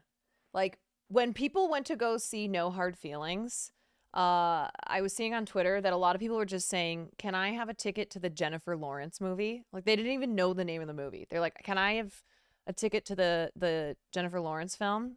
She's a goddamn movie star. Is he from Chicago, or is he from the Midwest? I just heard him say challenge. That's that Midwest A.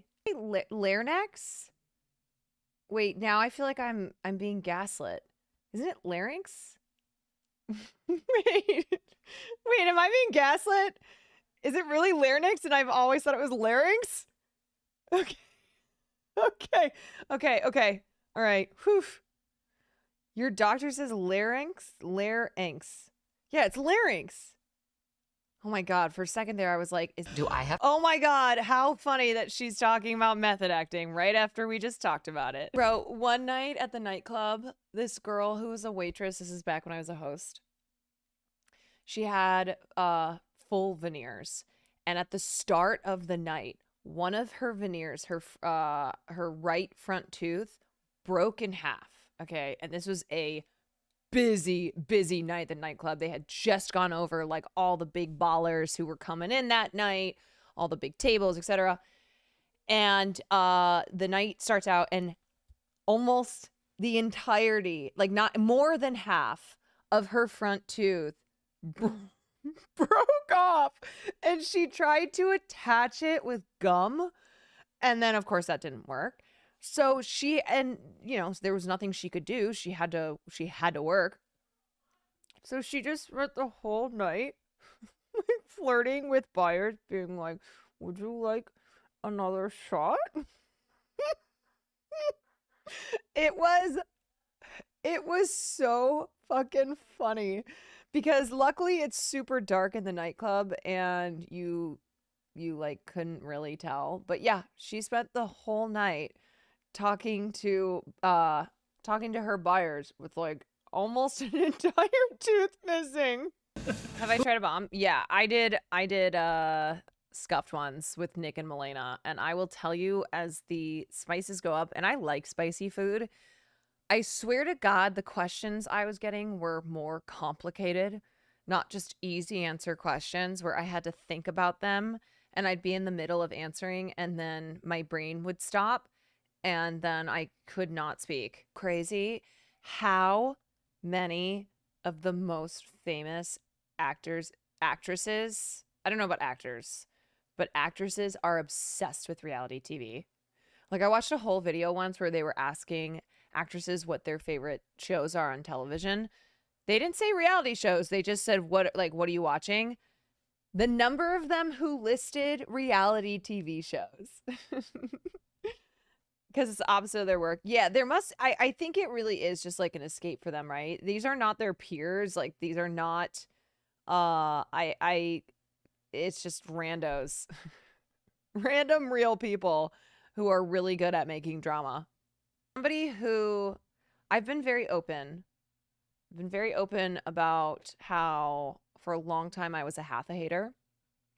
Okay. I wasn't like a J-Law hater, but I never got it. I didn't think she was that great. I didn't understand why she was always getting nominated and won an award, won an Oscar at such a young age, and just like the fucking career that she had probably came from a place of jealousy. I am mature enough to be able to look back and understand that. But in recent years, and then she took a break from acting and had a baby, married this like art dude who's a normie. And I have really become a J-Law fan. Yeah. And I'm not a Hatha hater anymore. Okay. I like Anne Hathaway now. I like Jennifer Lawrence more than I like Anne Hathaway, but I'm not a Hatha hater. And I am now like objectively a Jennifer Lawrence stan. And that's called growth. And that is called growth. Didn't she date Darren? Yes. She has a quote about how something about like doing Mother because she fucked the director or something like that. I feel like Jennifer Lawrence is one of those people who's like actually a no filter person, but not in an obnoxious way where no filter people will say that so they can be like assholes. I feel like she's no filter in the sense that like she just doesn't. Wait, this is only 5 minutes long? Oh, I've never actually watched Chicken Shop Date. Okay, I thought this was going to be too long to watch. Well, I'll watch this and then I'll get off stream. Terrified right before we started. Something came over you? Yeah. What? You're scared? I don't, just the anticipation. I made people nervous, it's fine. You do, we're on a date. It's nerve-wracking. Dates are scary. Yeah. Okay, I also love this concept. I love this concept. And I would love to do something like this for Twitch. What do we think? What do we think? I have a few ideas for a Twitch show, but I mean, listen, everybody steals ideas anyway. Okay. It's not like I'd be the first person on Twitch to steal an idea, but wouldn't this be great? I've seen clips of Change Update, but I know the premise of it. So I got to do some more research into it, but I think that this would be really fun.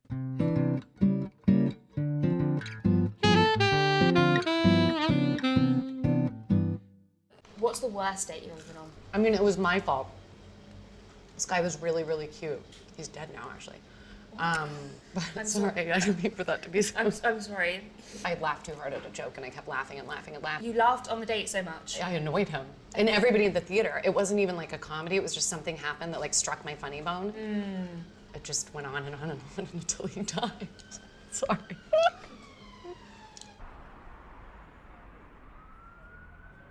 For the X-Men, was it true that you had to be painted naked every day? Yeah. Do you have any other kinks? No, just the one. Do you think shape-shifting is the best superpower to have? Probably not. It seems like Magneto's more powerful than everybody else. I would love to speak every language in the world. That's a really good one. I know. Oh, yeah. Can I take that one? No. I would like to speak every language in the world. Yeah. You were just imitating me. I was doing you. Okay, go on. Say something else. No. I feel like you'd be good on a reality show, though. My dream would be like to be a producer, like the one that's like stirring the shit. Yeah. So just making everyone's life hell. Yes. You were good on that Hunger Games one. Thank you. It was bleak. It really unfair.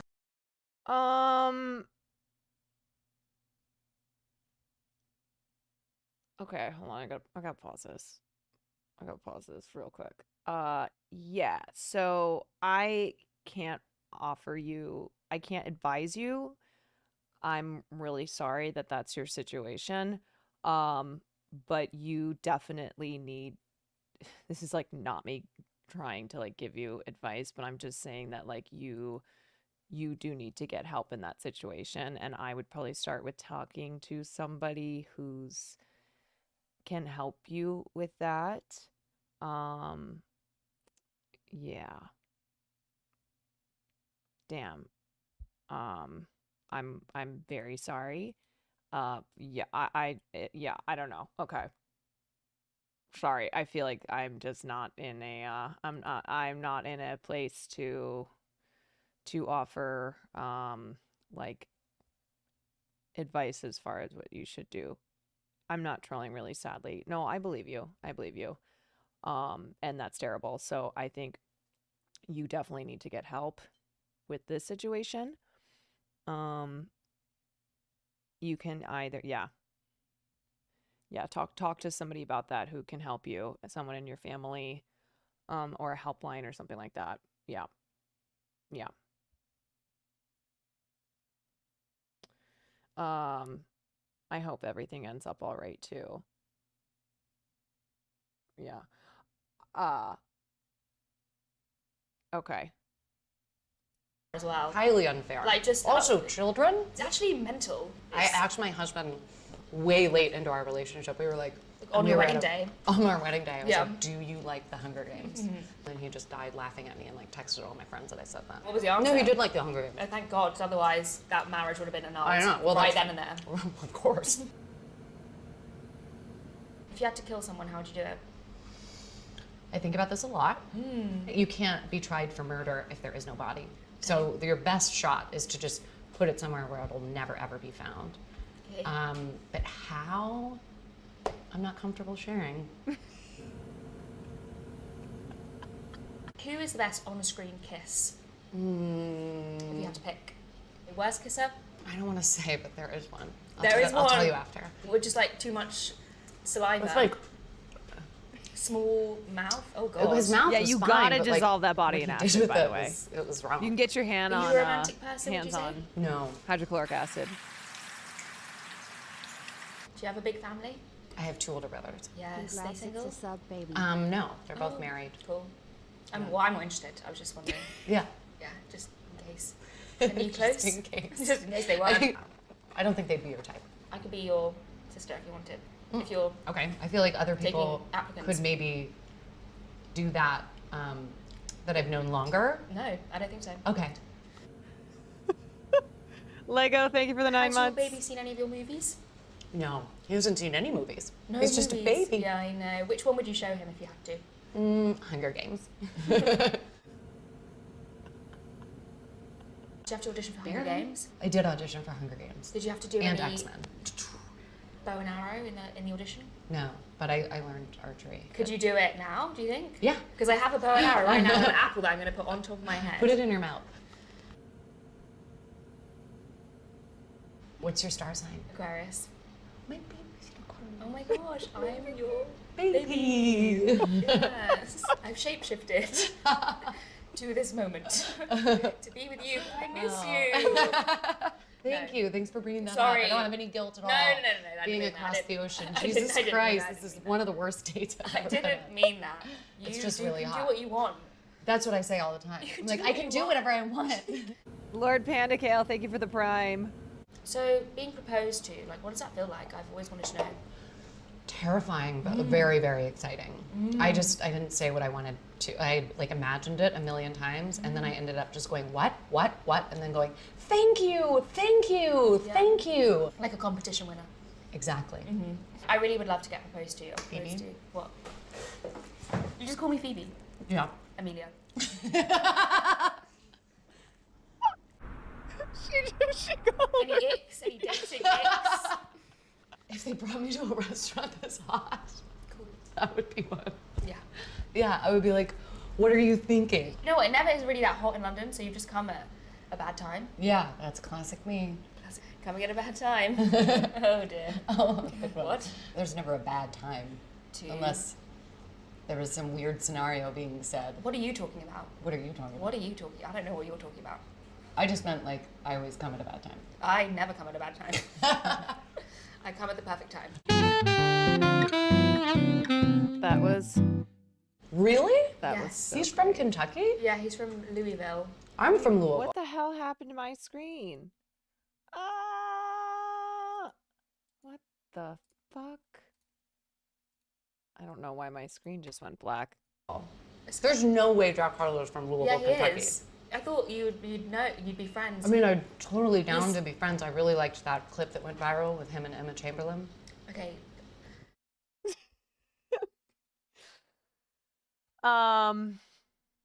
Okay. I'm a fucking stan. All right. Okay. I am